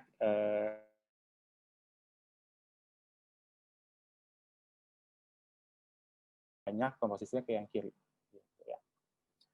Nah, ini juga tipsnya lagi, ini pengosongan lambung dari makronutrien ya. Jadi satiation ini maksudnya rasa kenyang ya, kemampuan makanan ini untuk memberikan rasa kenyang dan kemampuan dia untuk membuat rasa kenyang lebih lama ya. Jadi bisa dilihat kalau lemak itu dia ini makan nih mulai dari sini ya, makan. Nah, kalau lemak dia udah mulai membuat kita kosong lambungnya, membuat lapar lagi segini ya. Kalau karbohidrat ada yang serat rendah, ada yang tinggi serat, itu semakin tinggi seratnya semakin lama dia berada di lambung, jadi semakin lama kita merasa kenyang. Balik lagi, protein is awesome ya, protein paling atas. Jadi protein itu akan membuat kita merasa kenyang lebih lama ya, karena semakin ke atas ini dia semakin lama berada di lambung ya, semakin lama dia turun untuk menuju ke usus ya. Nah, jadi banyak juga pertanyaan, pasti ini pertanyaan yang paling umum ya. Kenapa berat badan bisa stuck ya? Padahal udah diet, udah olahraga, dietnya udah ketat ya. Tapi kok berat badan nggak naik-naik, atau berat badan yang pengen turun nggak turun-turun, segitu aja. Mungkin awalnya turun cuman lalu stuck. Mungkin awalnya naik terus stuck. Ya, kenapa? Ya. Nah, ini untuk yang menurunkan berat badan. Jadi ada yang namanya adaptive thermogenesis ya, yaitu dia respons terhadap kelaparan ya. Ini kenapa sih ini bisa terjadi? Jadi balik lagi ke gambar yang ini ya. Jadi ini bisa dilihat ini asumsi aja ya, asumsi rata-rata basal metabolic rate itu buat laki-laki 1.800, yang perempuan 1.400. Nah, jadi ketika seperti contoh tadi, apakah boleh sampai diet sampai setara atau di bawah BMR? Ketika dia nanti kita dietnya di bawah BMR, nanti ini tubuh ini merasa terancam. Dia karena, aduh saya tidak mendapatkan nutrisi yang cukup nih untuk melangsungkan kehidupan saya. Nah, jadi setelah tubuh merasa terancam, lama-kelamaan tubuh itu nanti dia melakukan adaptasi, ya namanya adaptive thermogenesis ini. Adaptasinya apa? Dia akan menurunkan basal metabolic rate-nya secara pelan-pelan. Ya, jadi yang tadinya misalnya yang laki-laki ini 1.800 kalori, nanti dia pelan-pelan si tubuh ini, dia pintar nih tubuh ini, dia bisa menurunkan sampai berapa yang dia mau, tergantung nanti sampai dia merasa tidak terancam lagi.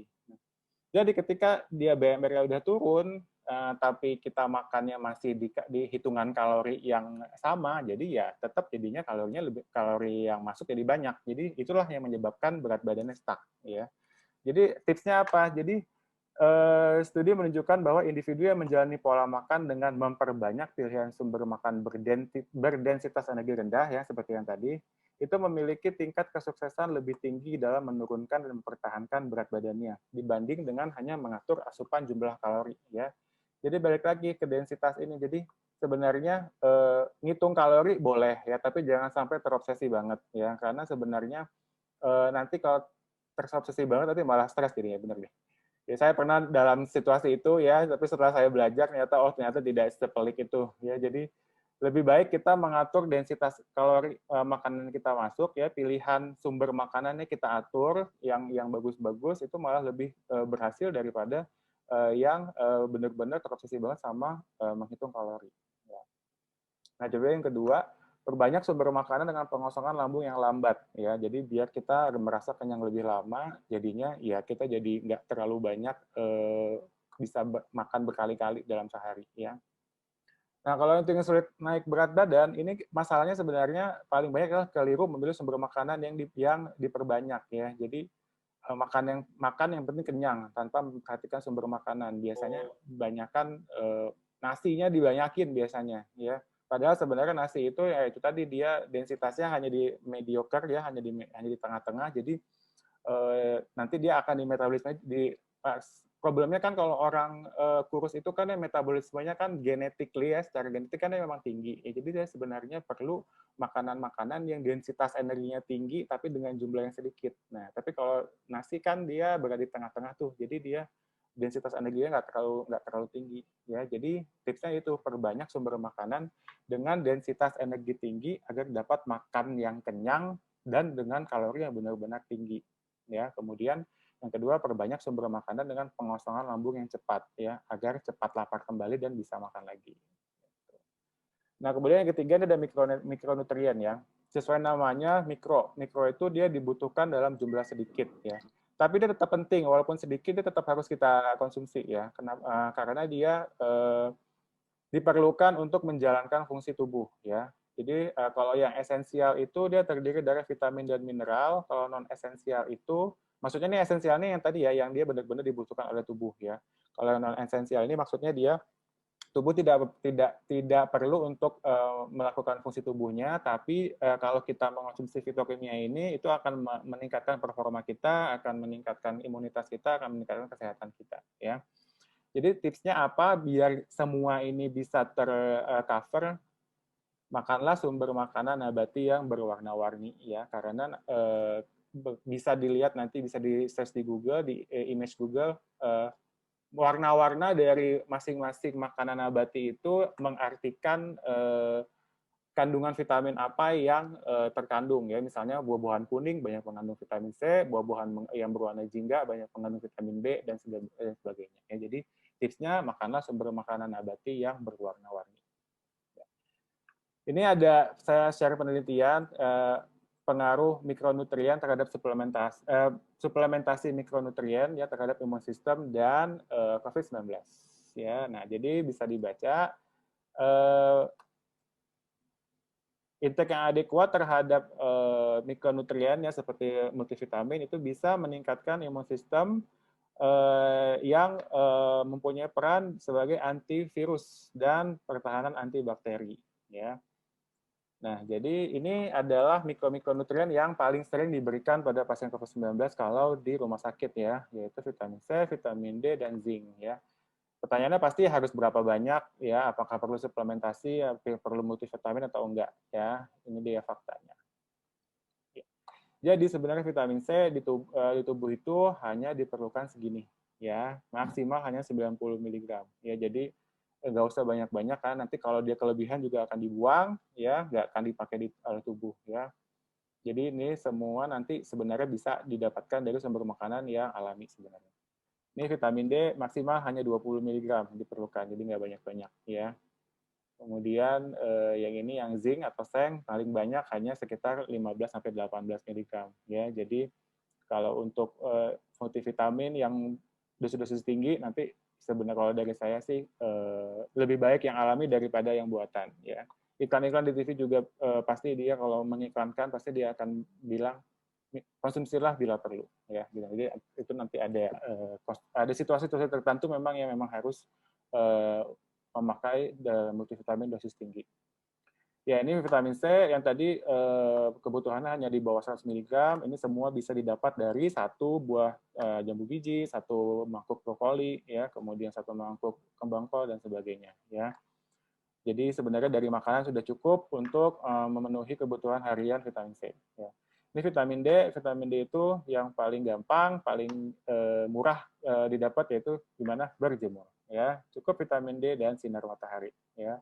Nih, pengaktifan vitamin D dapat terjadi dengan bantuan sinar matahari. Ya. Paparan sinar matahari pagi sejak terbit sampai jam 9 dan sore jam 3 sampai matahari terbenam selama 10 hingga 15 menit. Ya. Jadi kalau banyak anjuran-anjuran untuk berjemur ya ini dia ya. Jadi untuk meningkatkan vitamin D, kemudian vitamin D itu dia bisa meningkatkan kekebalan tubuh. Ya. Kalau untuk makanan ini yang paling banyak ya, dia memang vitamin itu terikat oleh lemak, jadi dia banyaknya di seperti minyak ikan, kemudian ikan salmon. Ikan salmon ini kan dia lemaknya banyak, tapi dalam salmon ini bagusnya dia lemaknya lemak baik ya, jadi bukan lemak yang jenuh. Ya. Kemudian ini untuk zinc atau seng, nah ini balik lagi dari makanan juga sudah tercover semua kebutuhan zinc dari makanan alami ya, dari tiram, kemudian dari daging sapi, kemudian daging ayam, ini kemudian ada tahu ya, kemudian yogurt. Ini kalau yang untuk vegan, untuk vegetarian juga ada pilihan-pilihannya untuk makanan-makanan yang mengandung banyak zinc atau seng ya. Nah, ini kemudian kita masuk yang keempat untuk waktu makan ya. Jadi sebenarnya balik lagi pertanyaannya, cara makannya gimana sih biar body goal-nya itu tercapai, baik yang naik berat badan atau yang turun berat badan. Ada juga yang pasti nanya OCD ya, diet OCD kan yang makan hanya sekali sehari ya, itu bagus nggak sih sebenarnya?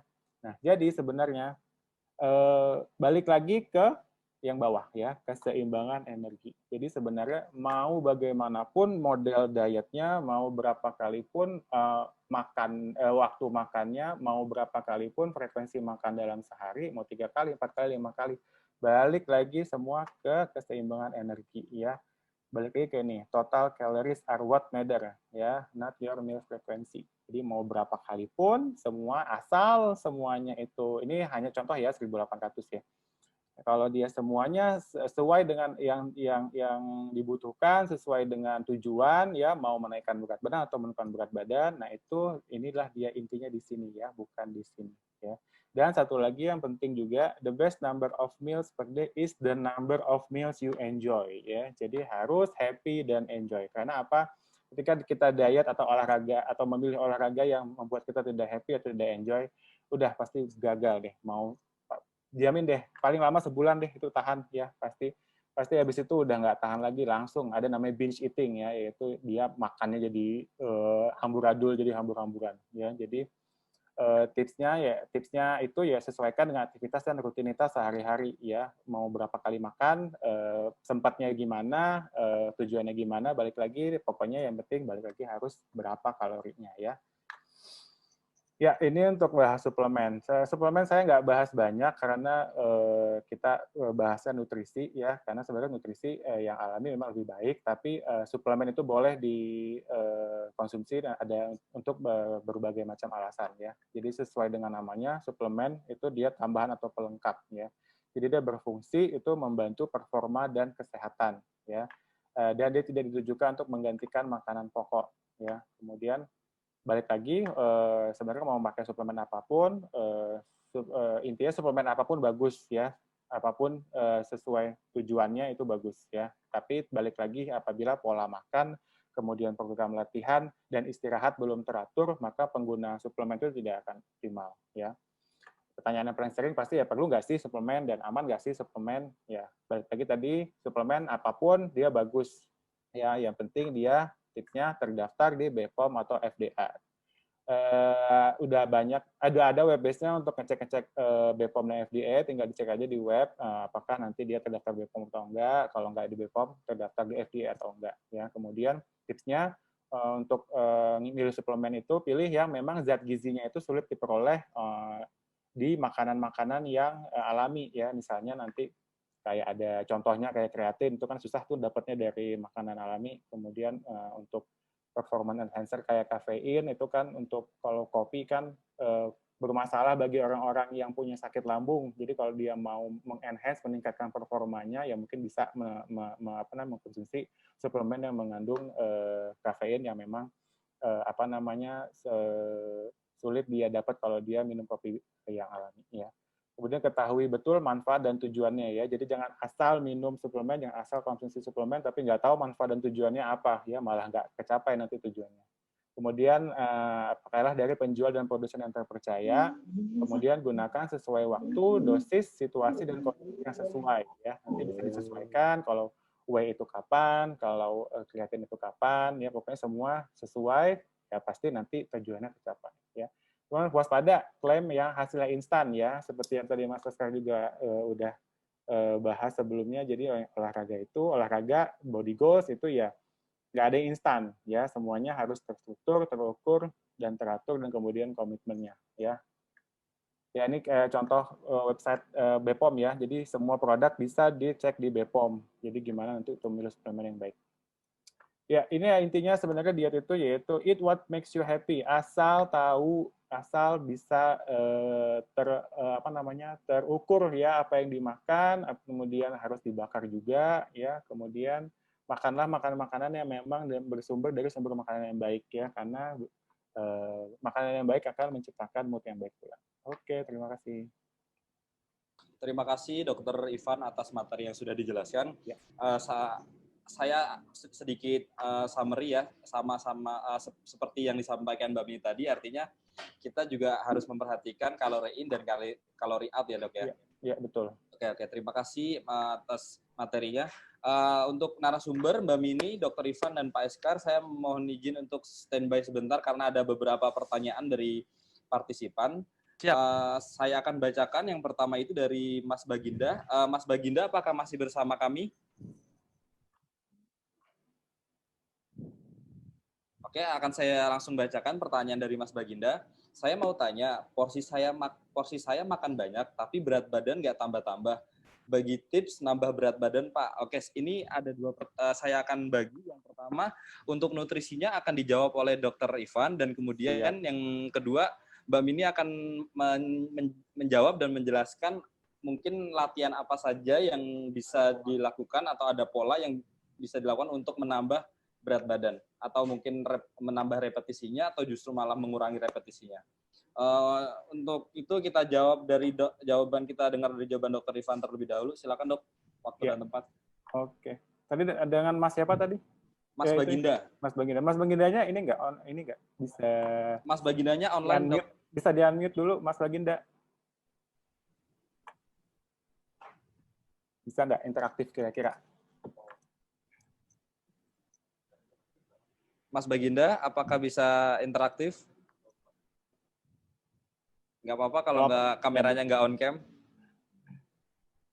Saya cuma mau nanya aja, jadi sudah makan banyak itu kira-kira tahu nggak ya, maksudnya sadar nggak makanan yang dimakan yang banyak itu apa ya? Karena balik lagi diet itu ya pemilihan sumber makanannya. Ya. Jadi makanya saya pengen nanya dulu sebenarnya arti Mas Baginda itu makan banyak itu apa yang dimakan gitu. Mas Baginda, oke, sudah bersama kita. Ya. Halo Mas Baginda. Ya, bisa di-share nggak Mas, makanan-makanan apa sih yang sebenarnya Mas Baginda tadi sebut sudah makan banyak itu? Saya rasa sih saya makan sayur udah banyak, dan tadi juga nasi juga lumayan banyak. Ikan juga saya suka gitu, cuman badannya stuck gitu di 6 gitu ya. Oh, tujuannya buat naikin berat badan nih kan? Iya. Ya, oke.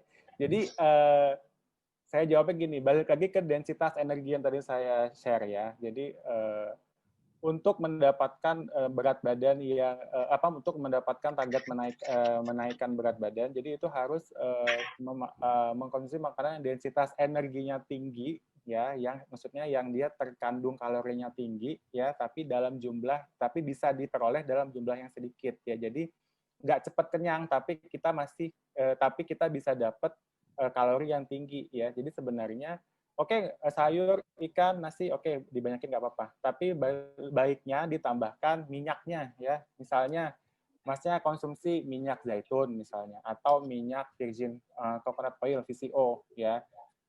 Itu dia bisa meningkatkan kalorinya tinggi itu ya. Jadi kalori yang masuk bisa tinggi, tapi Masnya nggak cepat kenyang ya. Jadi banyakin di fatnya justru kalau mau naikin berat badan ya. Tapi fatnya dipilih yang baik ya, jangan fat yang ada fat ada lemak yang trans, ada lemak jenuh, itu lebih baik jangan, karena itu nanti efeknya kesehatan jelek ya.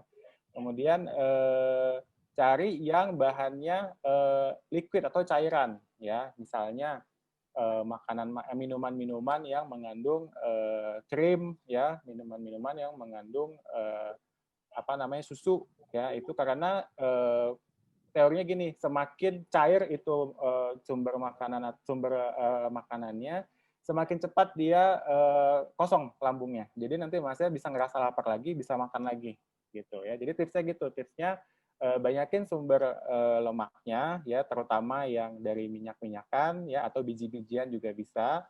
Kemudian yaitu banyakin makanan tambahannya dari yang cair ya, seperti susu yang tinggi lemak, yang kemudian atau minuman-minuman lain yang mengandung banyak krim atau creamer. Untuk frekuensi makan, masa biasa berapa sekali? Paling banyak berapa kali? 3 kali. 3 kali. Nah, kan mungkin karena terhalang jadwal atau aktivitas ya 3 kalinya.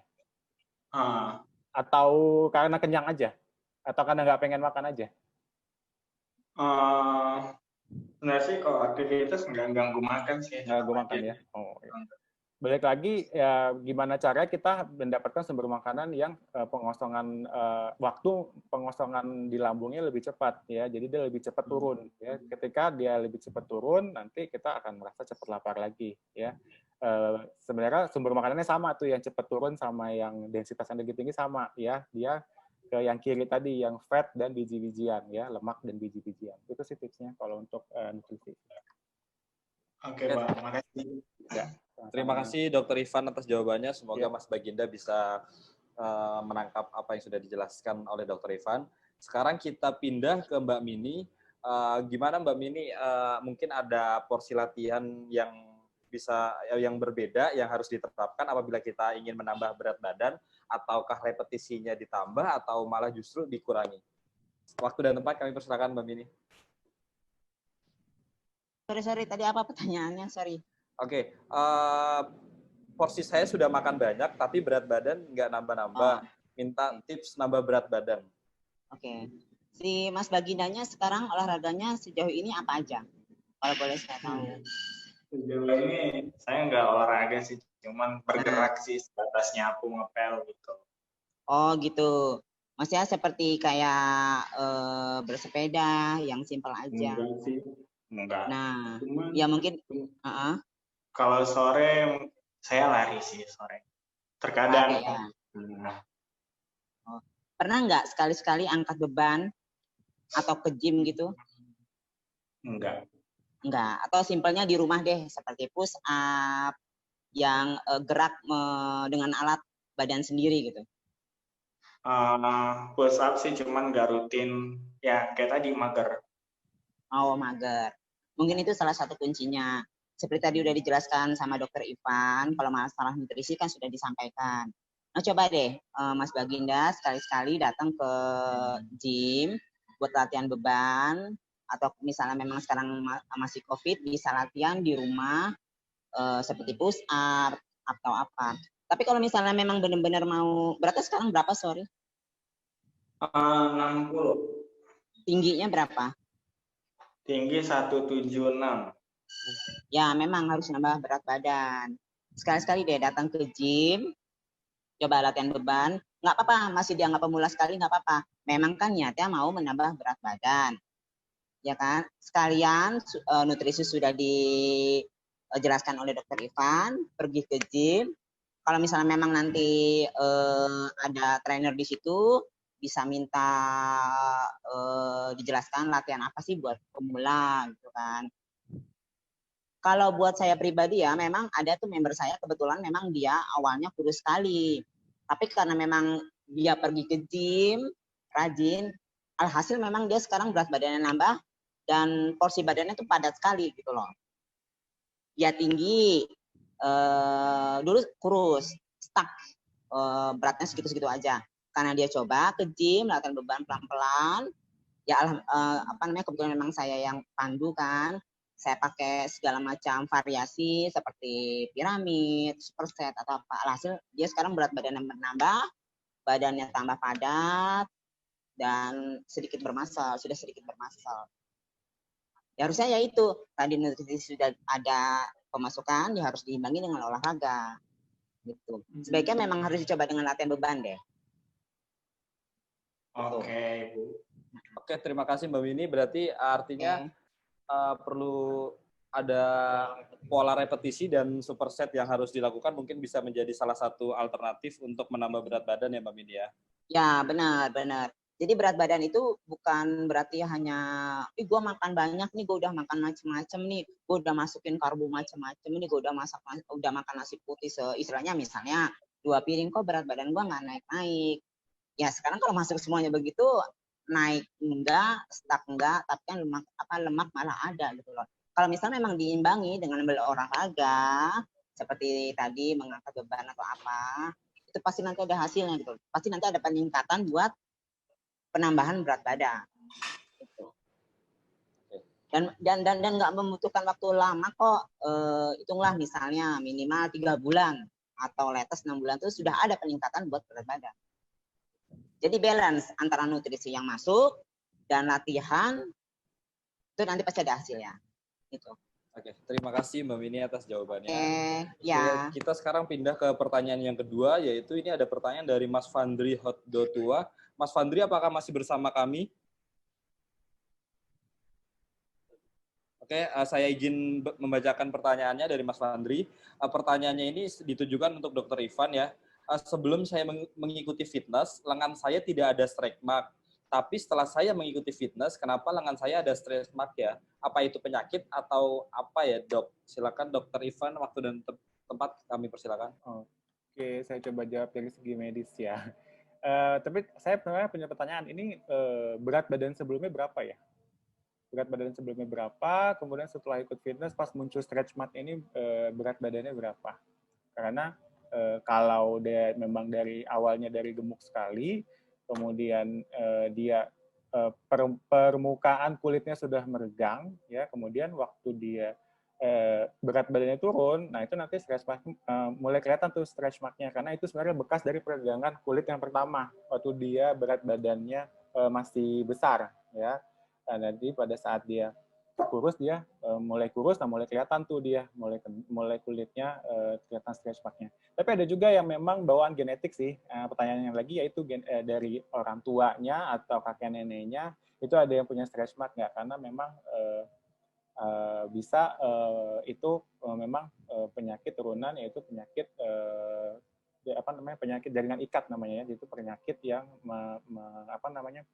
yang melanda terhadap kulit dan jaringan-jaringan di bawahnya. Ya. Tapi biasanya kalau yang memang karena fitness sih karena penurunan berat badan dari gemuk banget jadi yang langsingan. Jadi dia bekas beregang, bekas melebar kulitnya waktu berat badannya waktu gemuk gitu.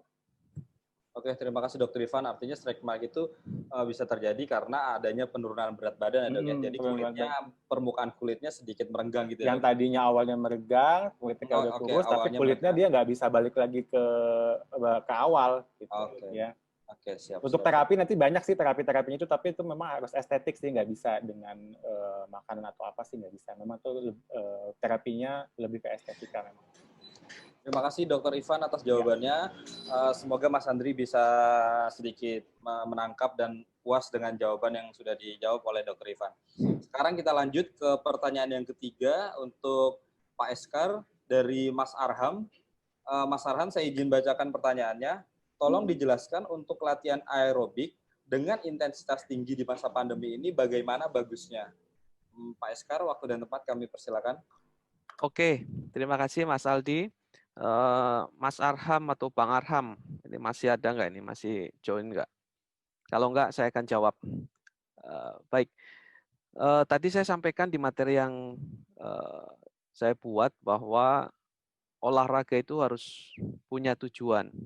Ya, dibagi dua tadi, ada olahraga prestasi, ada untuk menjaga kebugaran.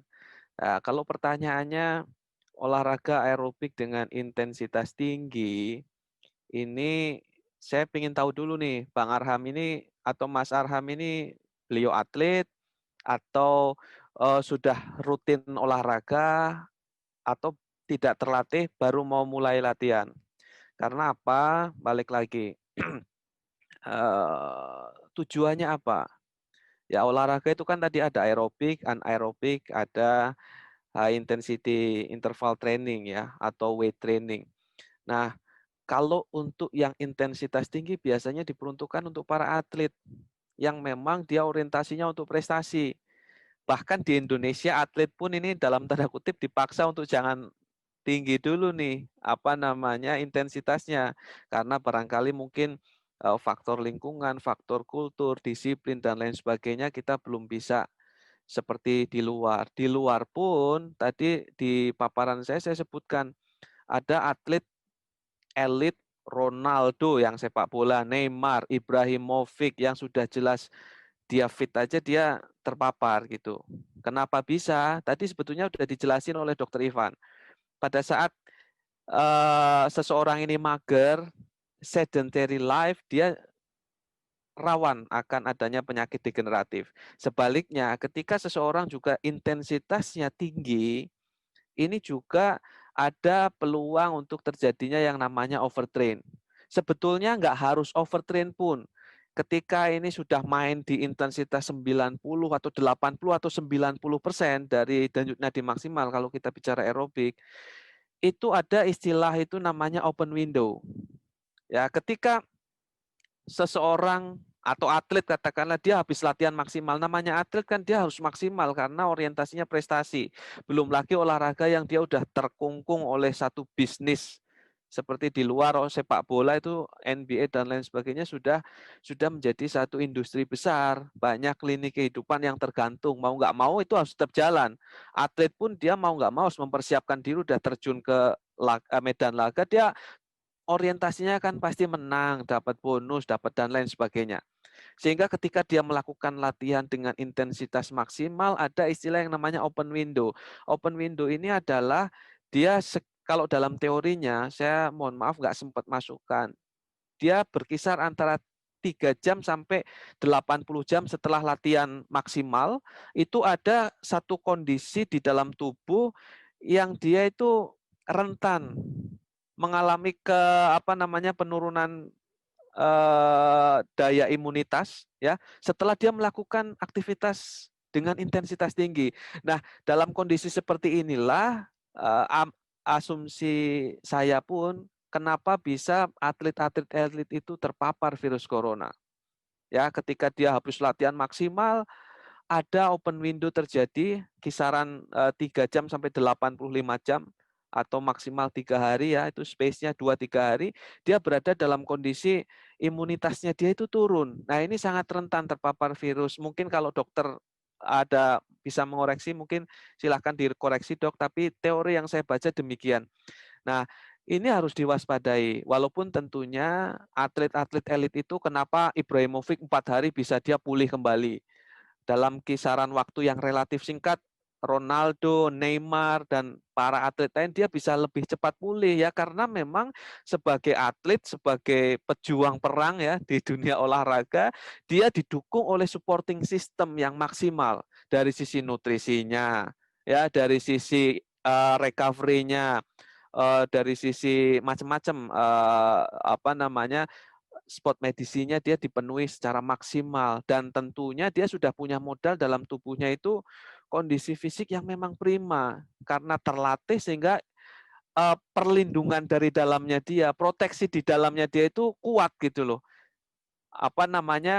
Hormon-hormon bahagia barangkali sudah secara otomatisasi dia muncul untuk melindungi tubuh si atlet dari beragam penyakit, beragam virus sehingga proses recovery-nya, penyembuhannya pun tanpa obat ya karena memang COVID ini belum ada obatnya, ya dia akan secara alami tubuh punya penangkal, punya prajurit yang bisa ngalahin virus begitu. Nah, kalau Bang Arham ini atlet ya tentunya mungkin kondisi fisik sudah oke, tetapi juga perlu didukung support sistem yang baik, nutrisinya yang baik, istirahat yang cukup, ya. Tetapi kalau masih pemula, saya sih menyarankan ikuti teori yang ada bahwa untuk olahraga kaitannya dengan menjaga kebugaran, bermainlah di intensitas sedang lah maksimal. Jangan main di intensitas tinggi. Ya, belum lagi kalau olahraganya itu dilakukan di tempat umum, aerobik misalnya bersepeda, karena sekarang lagi booming sepeda nih, wah biar kelihatan gagah, sepeda di jalan-jalan, speednya full speed gitu kan, wah diselip-selipin gitu kan. Ya oke, ketika aktivitas itu dilakukan barangkali tubuh happy, bangga begitu. Tetapi mungkin ketika sudah mulai ngos-ngosan, capek istirahat, lupa menjaga protokol kesehatan, nggak pakai masker ketika istirahat, padahal orang berseliweran, kita nggak tahu yang kita hadapi itu sesuatu yang nggak terlihat. Ya, padahal ketika mungkin sepedaannya itu goesnya itu terlalu semangat dengan intensitas sedang hingga tinggi, yang saya katakan tadi, ada istilahnya open window itu tadi, tubuh merasa kelelahan berarti sehingga imunitas pada saat itu turun. Virus masuk karena kita imunitasnya sedang lemah, ya terpaparlah. Ya, apalagi nggak pakai masker. Biasanya kalau lagi olahraga itu, pas olahraga sih happy-happy aja karena bergerak, ada hormon muncul, 4 hormon bahagia itu muncul, dia happy, nggak kerasa. Capeknya nggak dirasa, nggak sadar ada risiko mengintai. Begitu dia selesai olahraga, lupa. Protokol kesehatannya nggak dijaga. Protokol eksternalnya nggak diperhatikan. Masuklah virus itu masuk, dia terpapar, dia nggak siap. Nah ini yang sering terjadi. Nah jangan sampai ya, yang atlet elit pun, yang sudah pasti bugar pun kena, ya apalagi yang belum bugar. Saya kira itu yang perlu diperhatikan ya. Mungkin Dokter Ivan mungkin bisa nambahin, tapi secara olahraga, secara ilmu saya sebagai akademisi olahraga, ya pesannya kalau memang masih pemula bermainlah di intensitas ringan hingga sedang. Apalagi yang sudah manula, mohon maaf, yang sudah sepuh gitu ya. Ya juga bermainlah di intensitas ringan dan sedang kalau itu aktivitasnya aerobik untuk menjaga kebugaran jasmani. Saya kira itu Mas Aldi. Thank you. Siap. Terima kasih Pak Eskar atas jawabannya. Artinya kita tidak boleh over excitement ya Pak Eskar ya, kecuali memang kita dalam porsi seorang atlet ya Pak ya. Ya, atlet pun ya tetap harus perhatikan protokol saya kira, dan sudah dipastikan bahwa supporting sistemnya itu memenuhi nutrisinya ya. Tadi Dokter Ivan sudah menjelaskan banyak hal terkait dengan nutrisi, ya harus dijaga betul. Bukan hanya sekedar memenuhi kalori, tetapi makanan yang seperti apa, ada apa di situ, bagaimana tingkat proteinnya gitu kan. Ya, saya kira itu. Siap. Terima kasih Pak Eskar atas jawabannya. Kita lanjut lagi ke pertanyaan yang keempat, yaitu ini ada pertanyaan dari Mbak Francisca. Mbak Francisca, saya izin bacakan pertanyaannya. Pertanyaannya untuk Mbak Mini. Mbak Mini, apakah tepat bagi pemula gym untuk melakukan pola latihan upper lower atau pola latihan melatih seluruh bagian otot 2 kali dalam seminggu? Atau justru malah ada pola lain, Mbak, yang bisa diterapkan untuk pemula gym? Oh, oke. Siang Mbak Francisca, apa kabar? Masih live ya Mbak Francisca-nya, masih stay tune. Mbak Halo. Francisca, apakah masih bersama kami, Mbak Francisca?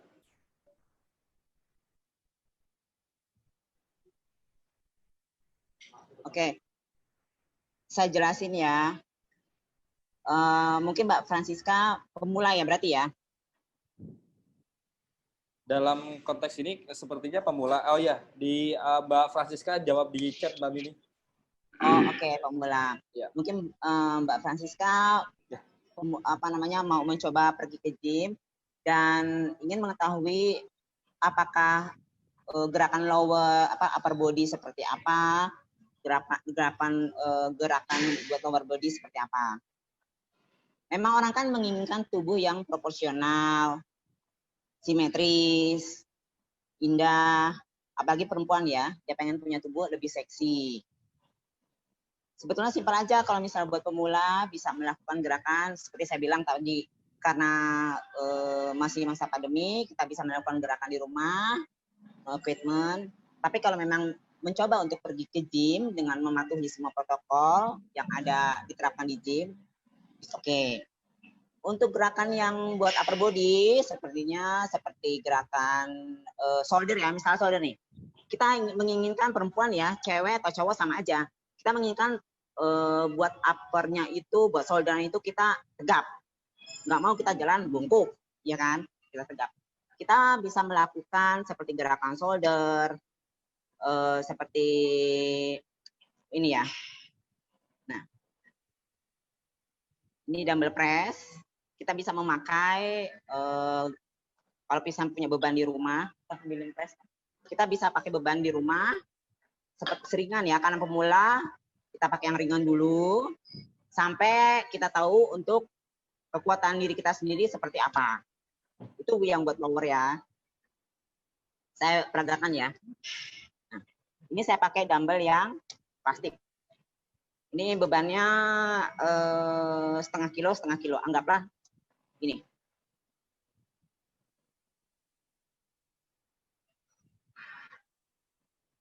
Ini yang kita sebut untuk upper body, bagian shoulder. Lain lagi untuk gerakan body chest. Banyak upper body, shoulder, chest, bicep, tricep, gerakannya pun berbeda-beda. Kalau misalnya untuk chest, kita bisa push up pelan-pelan di rumah. Nah, untuk bicep, nah kita bisa melakukan begini. Sebaliknya, tricep juga kita bisa melakukan.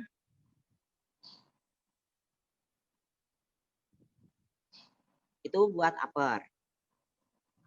Nah, buat untuk perut, kita bisa melakukan sit up di rumah. Seperti yang sudah saya peragakan tadi. Nggak munafik dong, cewek itu pengen punya perut rata, perut indah, perut seksi. Cobalah pelan-pelan untuk sit up di rumah. Atau yang lebih simpel lagi, kalau sit up itu merasa perutnya sedikit kram, bisa melakukan plank. Mungkin kan plank itu gerakan yang familiar lah, semuanya bisa. Nah, untuk si lower body itu seperti perempuan nih misalnya. Kak, saya pengen dong punya bokong indah. Saya pengen dong punya paha bagus, paha kenceng. Saya pengen dong selulit saya hilang kalau misalnya memang dia terlalu gemuk gitu ya, selulit saya hilang. Jadi saya tuh kalau misalnya pakai jeans atau saya pakai celana pendek tuh dilihat orang indah kakinya itu. Kita bisa melakukan squat, kita melakukan sumo squat. Jadi banyak sekali variasinya. Dan untuk repetisinya sendiri, saya pribadi kalau buat yang pemula saya tidak pernah memberikan seperti beban di atas rata-rata, enggak. Saya lihat dulu kemampuan dia. Kalau memang dia sudah mampu untuk mengangkat beban 2 kilo, buat the next-nya saya akan memberikan beban 3 kilo.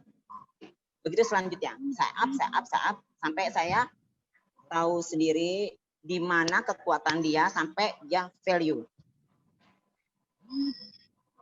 Dan gerakan itu enggak hanya berapa banyak repetisi, enggak, tapi memang terprogram. Misalnya bulan ke ini dia melakukan program A. Nah, nanti karena saya sudah tahu kemampuan dia, saya buat the next month program B. Nah, begitu selanjutnya. Gitu. Oke, terima kasih Mbak Mini atas jawabannya. Mbak Francisca, semoga bisa menangkap jawaban yang dijelaskan oleh Mbak Mini. Oke, karena pertanyaan sudah terjawab semua, akhirnya kita tiba di penghujung acara diskusi sehat pada hari ini. Saya ucapkan terima kasih kepada para partisipan yang sudah hadir, dan terima kasih juga untuk narasumber dan pemateri kita yang sangat hebat dan sangat kompeten di bidangnya masing-masing.